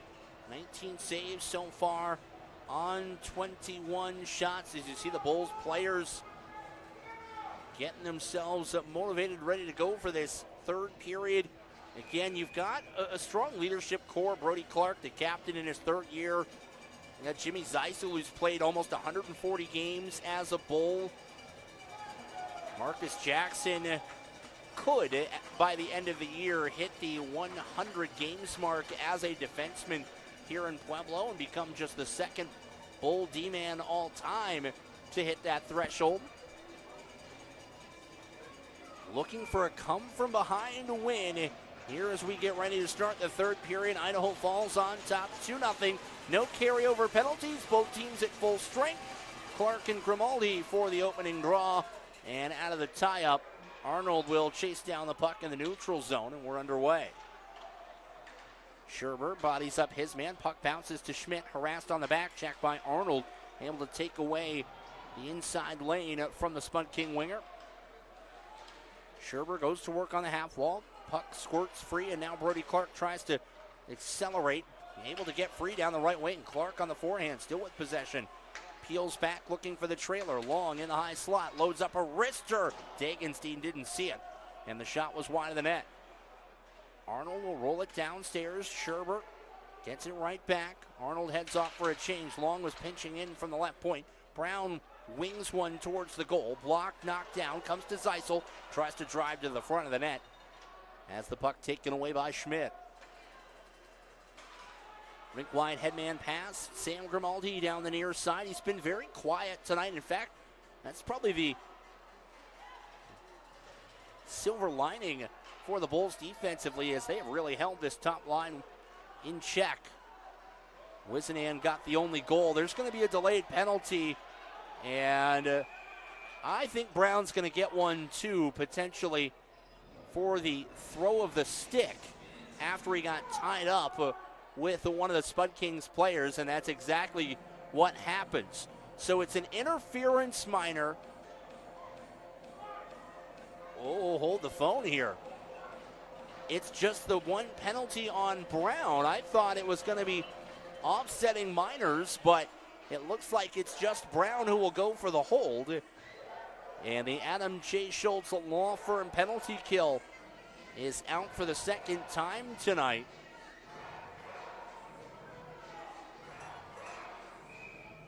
And Idaho out for the second time, excuse me. Idaho Falls 1 for 1 on the power play. Their only man advantage attempt back in that first period, and Bookie Warshaw. The Bulls are on the Schultz Law Firm penalty kill. The backhand. Penalty assessed to Pueblo Bulls player number 20, Adam Brown, 2 minutes. In the division on the power play, trailing just Ogden in that regard. Rauner's first shot was kicked aside, by Abduliev. Bulls able to clear the zone here. Dagenstein will leave it for Lucas Rauner. Headman pass for Atchison. He'll tap that along behind the Pueblo net. Flores trying to wedge the puck up on the end boards. Does that job momentarily. Idaho Falls digs it right out. Rauner gets it right back in the high slot. Waits. Thought about the shot and said LePitre from the right wing circle. And Abduliev takes that one right in the breadbasket and makes the stop easy enough for the Bulls netminder. 1:07 left on the interference minor to Adam Brown.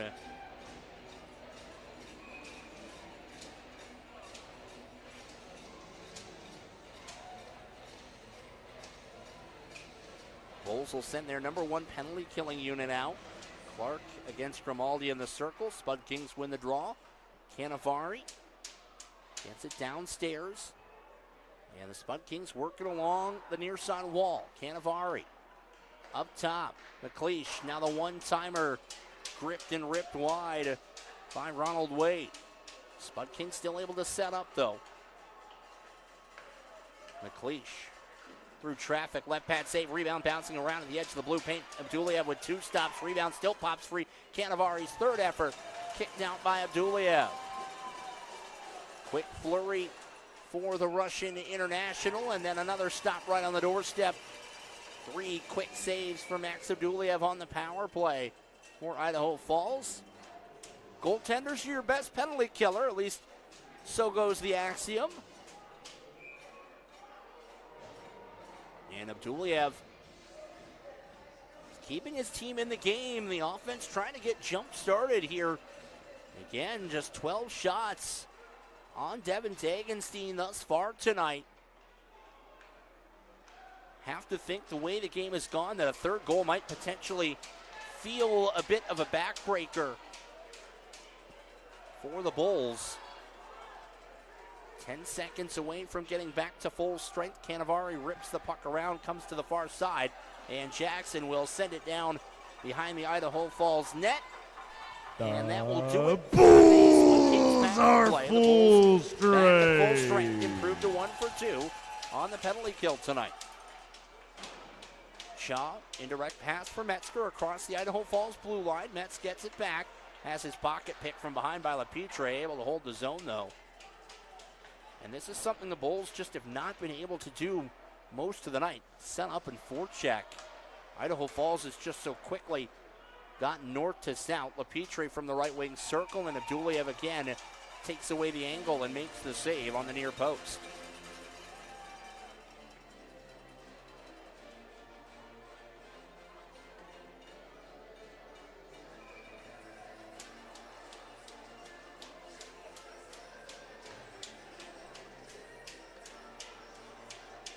Fourth line out, their first shift of the third period rather. Saw them get a few good shifts in the first period. Didn't see them as much in the second. A kick save in the low slot from Ellsworth. This will spring Morrissey the other way for the Bulls. Morrissey 1-on-2, right wing face-off circle. Puck just sitting in the high slot.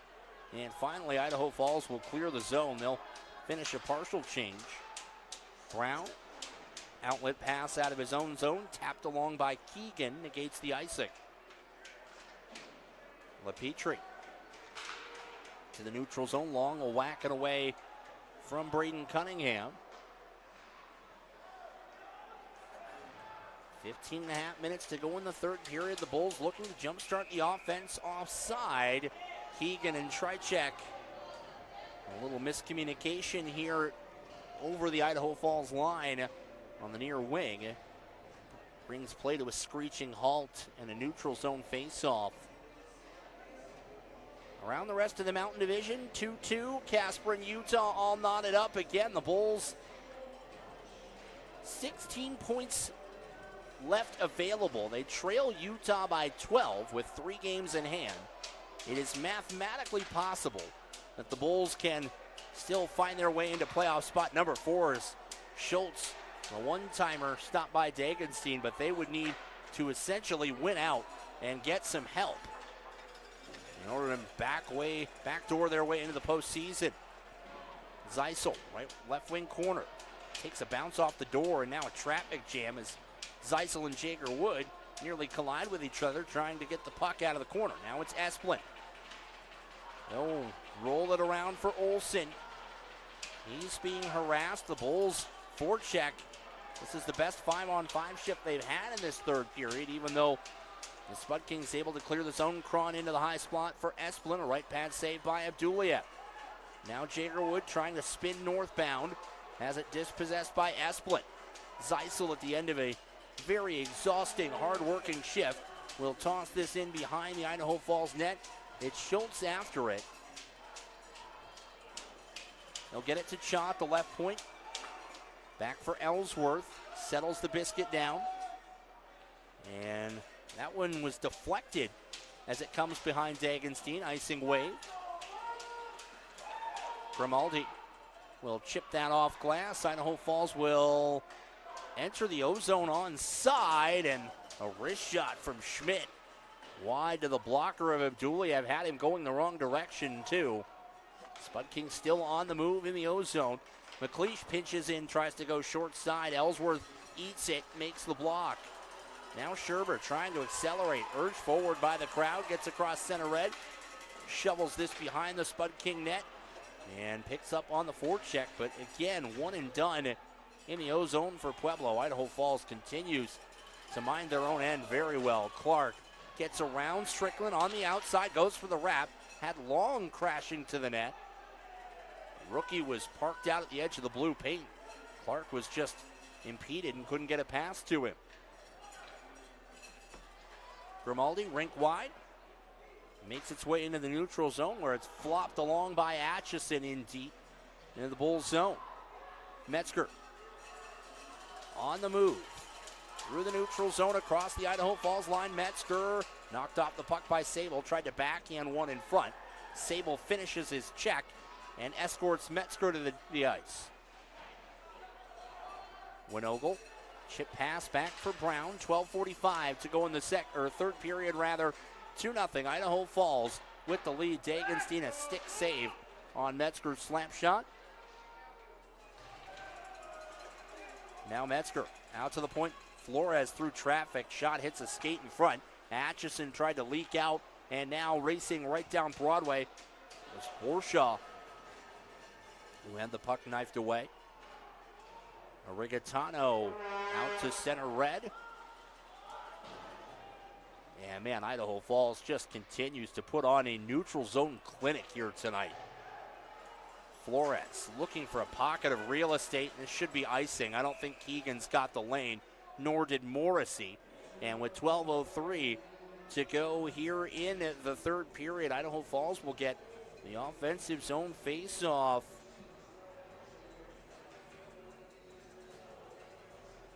Clock, the friend of the visitors, trying to pull into a temporary tie for first place in the Mountain Division.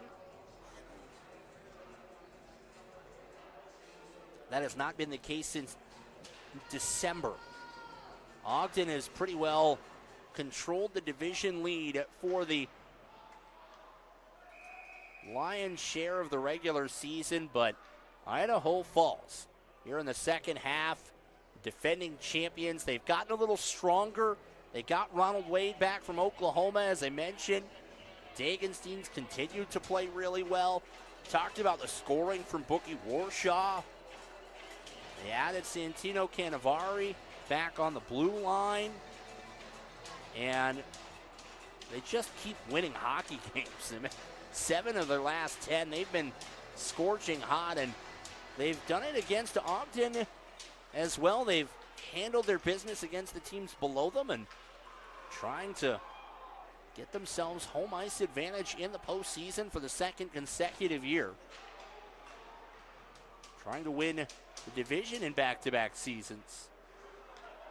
Zeisel in his own zone. Flips one looking for Schultz. Lays it off for Jackson, who overskates, recovers nicely. Prevents the Spud Kings from an odd man rush on the counter. Strickland, outlet pass. And Jagger Wood says hello to Ronald Wade in the neutral zone. As the year has gone on, Wood has gotten more confident and comfortable using his body to make plays. Arnold tries to whack this one towards the front of the net. Ellsworth pinches in from the right point, holds the zone. Now it's Arnold from the high slot. Shot was deflected and kicks wide. Off of Rauner. Headman pass, Esplin in stride down the left wing. Esplin offside. 10:44 to go in the third period. Tickets still available for Friday and Saturday night. You can get them online at PuebloBullsHockey.com or visit the team store on 4th Street here in Pueblo. Just about 150 tickets left for Friday and Saturday night. These two teams will do battle again. Puck drop scheduled for 7:07 Mountain Time. We'll have all the action here for you on the Black Bear TV and on the Around the Horns YouTube channel.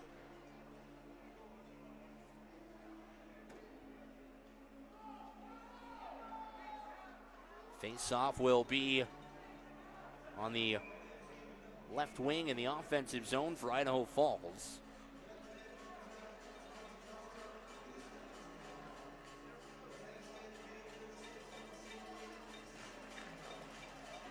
Off the draw, McLeish pinches in from the point. Trades places with Grimaldi. Now Rauner, that shot pinballed off a couple of players. Never made its way on goal. Whole host of traffic in front of Abduliev. Rauner pinches in and again takes the worst of a collision with Aaron Arnold. Scherber tries to get this one up the boards. Ellsworth will backhand it to safety. Chaw out of the near side corner. Indirect pass gets past Clark in the neutral zone. Rauner will spin it ahead. Now Olsen, good backhand pass for Cron. His wrister well wide to the blocker's side. That one rolls past Grimaldi, a bit sloppy in the neutral zone. Clark's wrister and a blocker save by Dagenstein. It's really the first time that I think we've said that Idaho Falls has been sloppy in the neutral zone. It's been a really strong button-down game from the red and gold in that particular area of the ice. Is a snapshot from Wisenand, cut down by Abduliev with 9:33 to go here in the first period. We'll step aside for the media timeout. Brought to you by Powerhouse Excavation and Construction. All right, Bulls fans, it's time for the final media timeout, brought to you by Powerhouse Excavation. And Bulls fans, remember, we've got our final bullpen night at Texas Roadhouse coming up on Wednesday, March 25th, starting at 5 o'clock to 10 p.m. You come in and dine in the bullpen area at Texas Roadhouse. A portion of your funds come back to Pueblo Bulls hockey. So help support the club that you love so much and get some good food, right? Some of you probably have some half-off appetizer certificates sitting in your pocket or your car, so use those. And then join us on March 27th as we welcome back Andy, the Armadillo, and the Texas Roadhouse crew, and you know they're going to have some goodies for you. So make sure you come and support Texas Roadhouse, support Pueblo Bulls hockey, and unleash the feast. Now let's make some noise, Pueblo!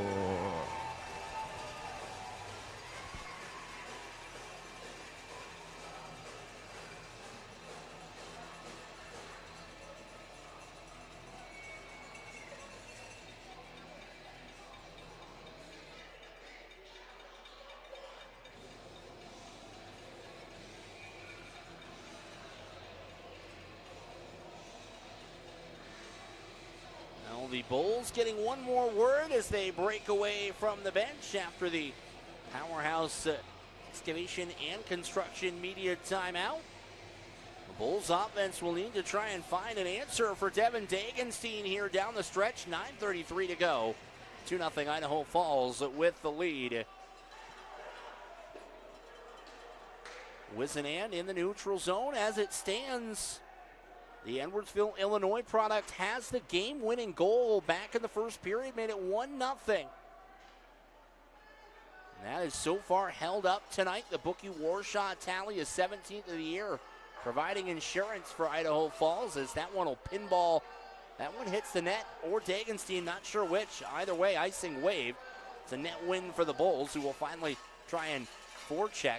Metzger trying to dig the puck out. Winogle's down deep as well, as Idaho Falls just going to work in the corner. Finally worked out by Pueblo. Long at the left point through traffic. Dagenstein made the blocker save. The rebound was sitting right in front. And a delayed penalty. This one should be on the Spud Kings. Nope, it's going to be on Pueblo. So the Bulls will be short-handed here as Schmidt on the backhand will feather it back to Canavari. And now Pueblo will have to chase down the puck. Idaho Falls with a 2-goal lead, certainly not in any hurry whatsoever, nor do they need to be. And Scherber's the one that steps up on the forecheck. Grimaldi right back from whence it came.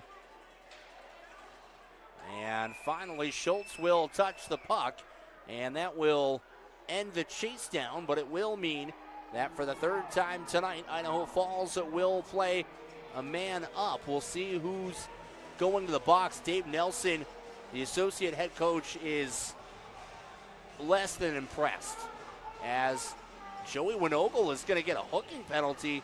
He can't quite believe it. There is a lot of protesting over in front of the Pueblo bench, as I think the question has got to be, if Winogle was the inside man on that scrum on the boards, how exactly can he pick up a hooking penalty trying to dig after the puck? All the same, the Bulls will have a crucial penalty kill here late in the third period. Again, the Bulls are on the by Schultz 2. Law Firm penalty kill.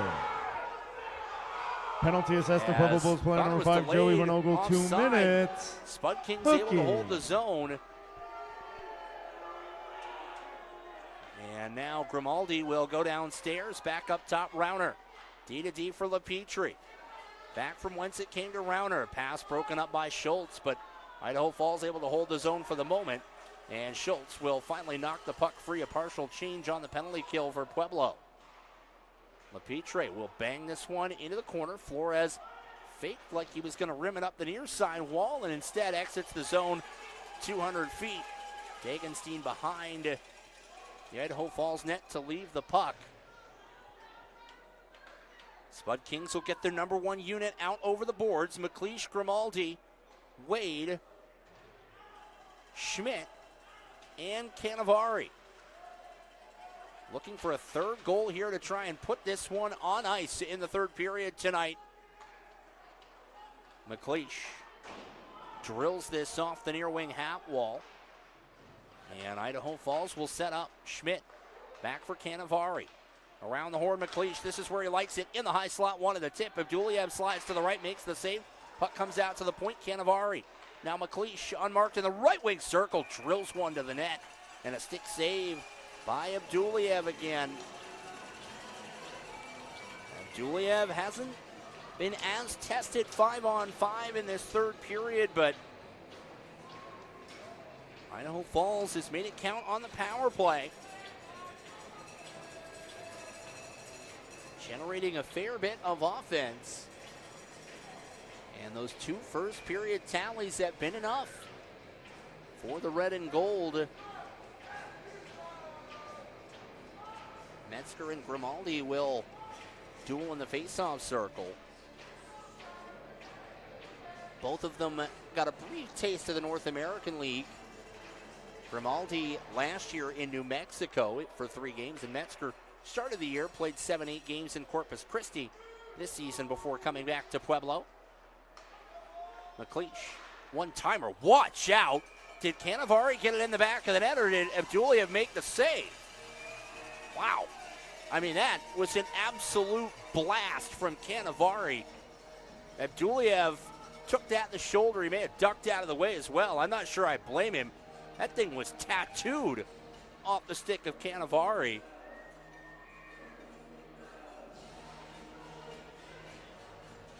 Face off back on the near wing. 13 seconds left on the Idaho Falls power play. The Bulls have, for the most part, kept the Spud Kings to the outside on this man advantage. On Cannavaro, unable to hold the zone, and that will do it for the Idaho Falls power play. Bulls are full strength. Now can they find some offense? Jager Wood, drop pass for Metzger, left wing corner. Metzger tries to go short side. Dagenstein the save, the second one. Jager Wood, oh hello. Yep, him and Strickland mix it up right in front of the net. There's going to be at least one penalty, and this is a brouhaha. Wade is grappling with Jackson behind the net as well. They've both got a good fist of each other. Wade gives Jackson a face wash. Wood is going to get at least 2. Jager was battling for the rebound and then took exception to some of the extracurriculars from Will Strickland and slashed Strickland's stick right out of his hands. That was as blatant as you can get. Strickland responded in kind, and then the dog pile was on in front of Dagenstein. So the officials will certainly have their work cut out for them. Jackson and Wade still exchanging Instagram handles as they get separated and head to their respective benches. And I have to think that the way everything lines up, it'll be at least 2 for Wood, might be 4. The initial slash plus the extracurricular. Wade and Jackson appear headed for the sin bin. Strickland, I think, is going to go as well. But again, I would be stunned if this doesn't result in an Idaho Falls power play with the first penalty. Oh, and Jackson and Wade are still giving it to each other in the penalty boxes. That is not, hey, how you doing? It's been 2 months since we've last seen each other.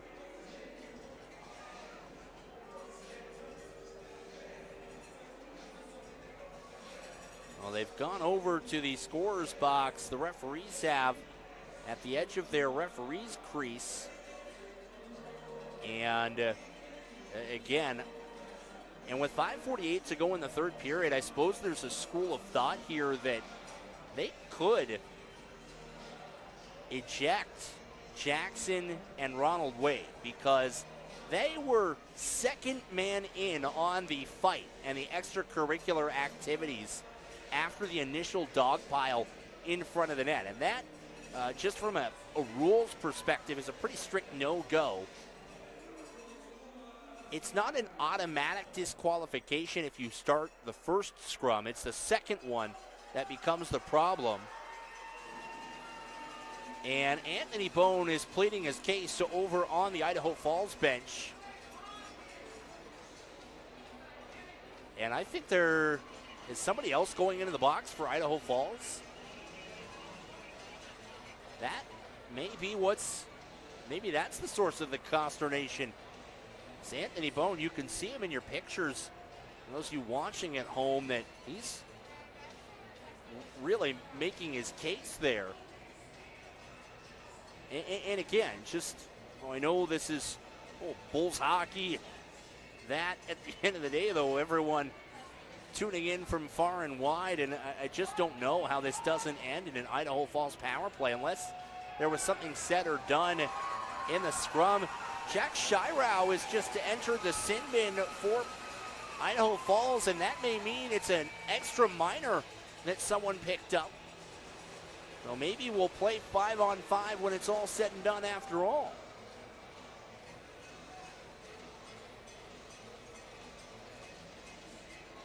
The officials have a lot to sort out. Everyone's captains over there. That's McLeish and Grimaldi for the Spud Kings and Brody Clark for Pueblo. And receiving reports that the ice is going to need repairs, as there may have been some leakage during that tie-up in front of Devin Dagenstein and the Idaho Falls net. He's cool as a cucumber back there. 17 saves on 17 shots. Yeah, and that was what I was thinking might be coming. Jager Wood is being escorted to the dressing room. He's none too pleased by it. So the rookie's night will end unceremoniously early, and they have put a major up on the board for Jager Wood. So Idaho Falls will essentially be on the power play for just about the rest of regulation, as repairs going on behind Devin Dagenstein as Chris and Dapney have to break out the garden tools. 2 minutes now on the board for Shirow. And I wonder if the major there was a slash or a high stick potentially from Wood that might have caught somebody. They're scraping up right in front of the Idaho Falls bench. You can see him going to work down there right in front of the boards. So it appears that we will play 4-on-4 for 2 minutes. And then Idaho Falls will have 3 minutes on a major power play. And that will take us all the way down under a minute to go here tonight.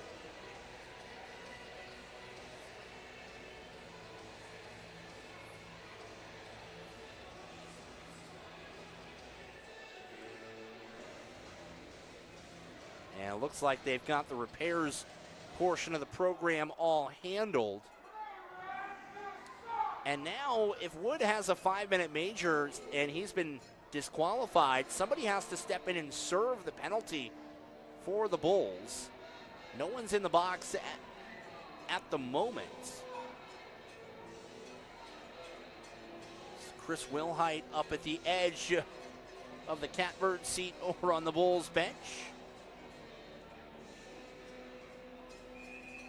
Again, this weekend, the final regular season meetings between these two teams. They've still got 2 more after tonight, so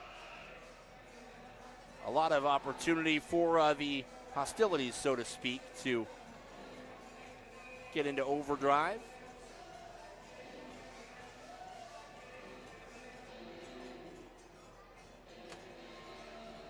Elsewhere around the Mountain Division, Casper leads Utah 4-2. With 1.5 minutes left in the third period. So the Bulls, who needed help again, along with really winning out, quite frankly, Casper on the road in Utah would be quite the stunner and a much needed support for the Bulls to try and push their way back into the playoffs. But And I didn't see which team signaled to take their timeout here. This might have been, I did not see who took their timeout, but somebody did over on the far side. It's the Bulls. Again, they've got work to do here down the stretch. A linesman going over and having a conversation with the Bull bench. Idaho Falls trying to retain this 2-0 lead down the stretch. 5:48 to go. Again, we'll play 4-on-4 for the next 2 minutes. Probably as good a chance as any for Pueblo to try and pull goals back here. Even penalties assessed to both teams. First for the Spud Kings, penalty assessed to number 14, 2 minutes for roughing. Additionally, penalty assessed to Spud Kings player number 7, 2 minutes for roughing. For the Pueblo Bulls, penalty assessed to number 18, Jager Wood, 5 minutes and a game misconduct for cross-checking. Easy wrist shot. And penalty assessed to Pueblo Bulls player number 2, Marcus Jackson, 2 minutes roughing. Certainly where you want to be if you're the Bulls now. You've got to put pucks on net at risk of sounding overly cliche. Some of the fans in attendance letting the officials know about their opinions on the matter. Oh, as Jim Hewson, the Canucks broadcaster, said at one point or another, 10,000 referees in the stands call a penalty, but the two that matter will not. That's kind of similar when fans have opinions on officiating. They can say what they want to say, but they're not the ones down there with the bands. That goes for us up here in the broadcast booth as well. Schultz, high slot, finds freedom and a shoulder save by Dagenstein. That's really been the best real estate the Bulls have had all night. Icing here against Idaho Falls. And man, Blake Schultz, right above the left wing circle, had a really good look at goal. Dagenstein cut down the angle nicely. And I think Idaho Falls took their timeout here. So both teams have used their timeout in this third period. Bone, after the icing, I think want to try and reel things in a little bit. 2-0, Spud Kings on top.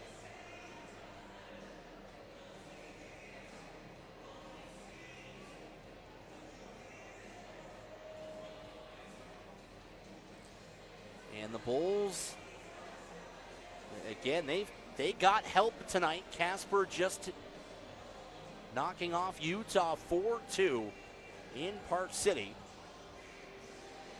But it will be a moot point if the Bulls cannot come from behind and win here at home at the PIA.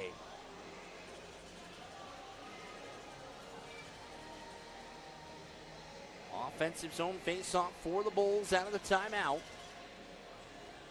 5:12 to go here in the third period. Clark will take the face-off against Sam Grimaldi. And some eager Beavers on the far wing, just off your picture there. Zeisel and Rauner were jockeying for position. Flores will one-hand this one in deep for Clark. Schultz at the left point gets it down low for Clark on his offhand side. Couldn't really get turned around to shoot. Now it's Clark. Schultz, one-timer, he scores! Blake Schultz blasts this one past Dagenstein. And with 4:57 to go in the third period, Pueblo has a lifeline.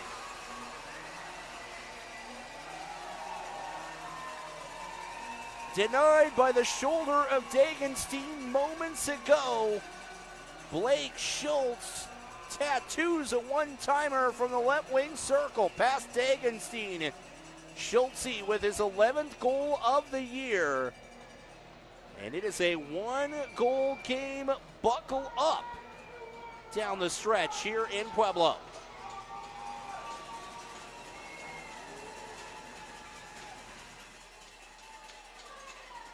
Oh, Blake Schultz. 4-on-4 hockey gets Pueblo on the score sheet. Schultz picks one on goal. Saved by Dagenstein. by number 29, Blake Hold the Schultz. zone at Schultz again. He'll lay it off for Clark. Hits the brakes Assist the to right number point, looking for the 27, tip in front. Quentin Off of a stick. Flores. Bounces around, and Idaho Falls. Assist to number will 16, clear the Brody Clark. Oh, Pueblo has pulled the goalie here. Abduliev has hit the bench. It's 5-on-4. Brown with a diving play gets up, able to block it for the moment. On the second effort and able to punch it in was Andrew Schmidt. So the Bulls pulled the goaltender to try and take advantage of the momentum and the 4-on-4 because they were going to be on the penalty kill the rest of the way. And so the 2-goal lead restored right away with the empty net. And that was what happened on the road in Rock Springs 3 weeks ago. Twice the Bulls pulled the goalie to try and tie the game, get back to within one, and twice within a half minute of pulling the netminder. The puck wound up in the empty net. And Rigatano through the neutral zone, loses possession. Long will flip one off Dagenstein's glove and out of play.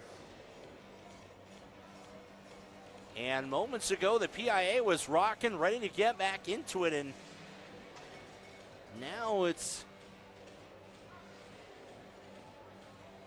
awfully quiet here inside one of the better home ice advantages in the Mountain Division.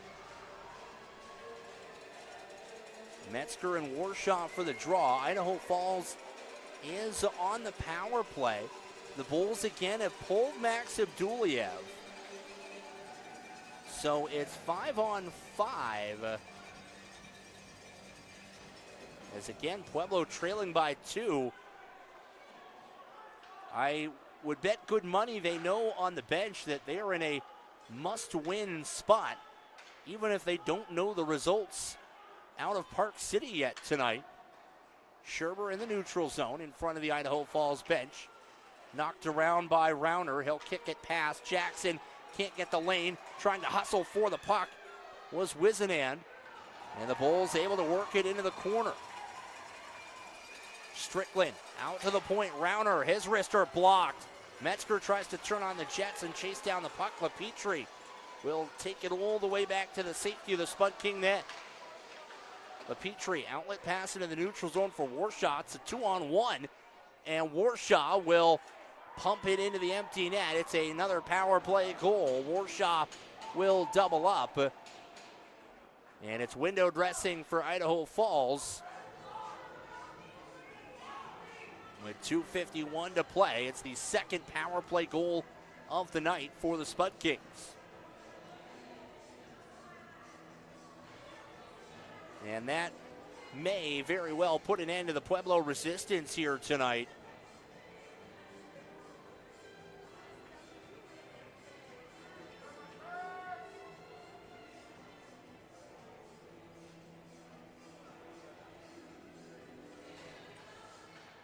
Camden Cunningham will win the faceoff straight back. And again, Idaho Falls is on the power play for the next minute 56.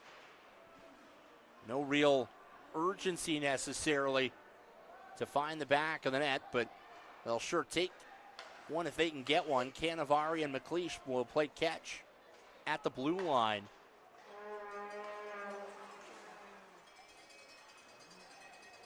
Braden Cunningham up the wall. Canavari at the left wing point. Pitch and catch. Now Wade tries to dangle to the front of the net. Brown takes it away from him. Wade in left wing faceoff circle. Will pull back, and the Spud Kings will just play the possession game around the horn. Canavari edges in from the right point, trades places with Braden Cunningham. His wrist shot swallowed up in the breadbasket by Abduliev. He makes the save. 2 minutes left here tonight from the PIA.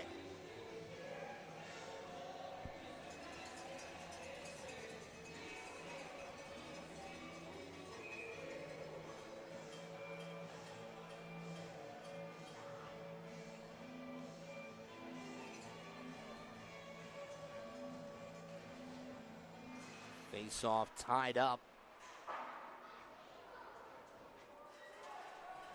Dagenstein will come out of his net to play this one. He'll leave it there. Sable. Now Bloomer, as Idaho Falls will get some of their third and fourth line guys some power play minutes here down the stretches. That shot in front, just a whisker wide of Abduliev. Cron out from behind the Pueblo net. Bloomer walks the line. D-to-D pass for Sable. He'll go rink wide. Fanning on the one-timer was Cron. Put it into the corner. That one comes out in front. And Abduliev with the nifty glove save with a $1:21 to go in regulation.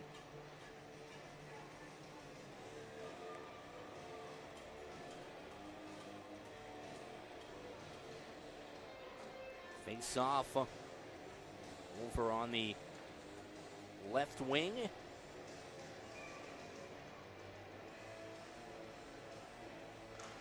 Clark will win it straight back. Idaho Falls with the win will improve to 33-9, 2-2 on the season. The Pueblo Bulls will fall 3 games under 500, 20-23, 0-3. And in their late push for the playoffs, a major opportunity goes by the wayside tonight. A minute left in regulation. As Asplin will roll this one in deep, Jackson will wind it around as far as the point. Canavari will collect it, send one on goal, and Abduliev will swallow it up. No rebounds. 1 second left on the major penalty to Jager Wood. Bobby Morrissey is the one serving that for the Bulls, so he'll get ready to exit the box.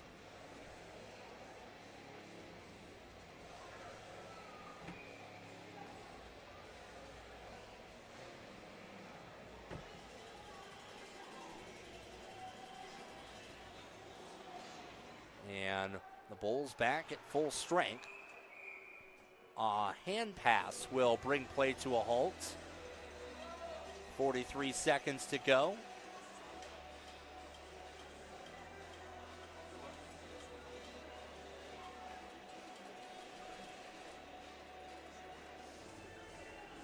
Face off down in the offensive zone for the Bulls.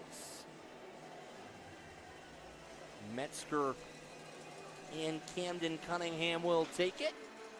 Tie up off the draw. Idaho Falls will push this into the neutral zone as Gordon Guerrero out there. Hits Metzger in stride down the right wing. Metzger towards the net. And Strickland whipped Metzger's stick out of his hands. Don't know if there was any intent there with a half minute to go. Faceoff will stay in the offensive zone for the Bulls. Metzger will take it against Camden Cunningham with just over a half minute remaining here tonight.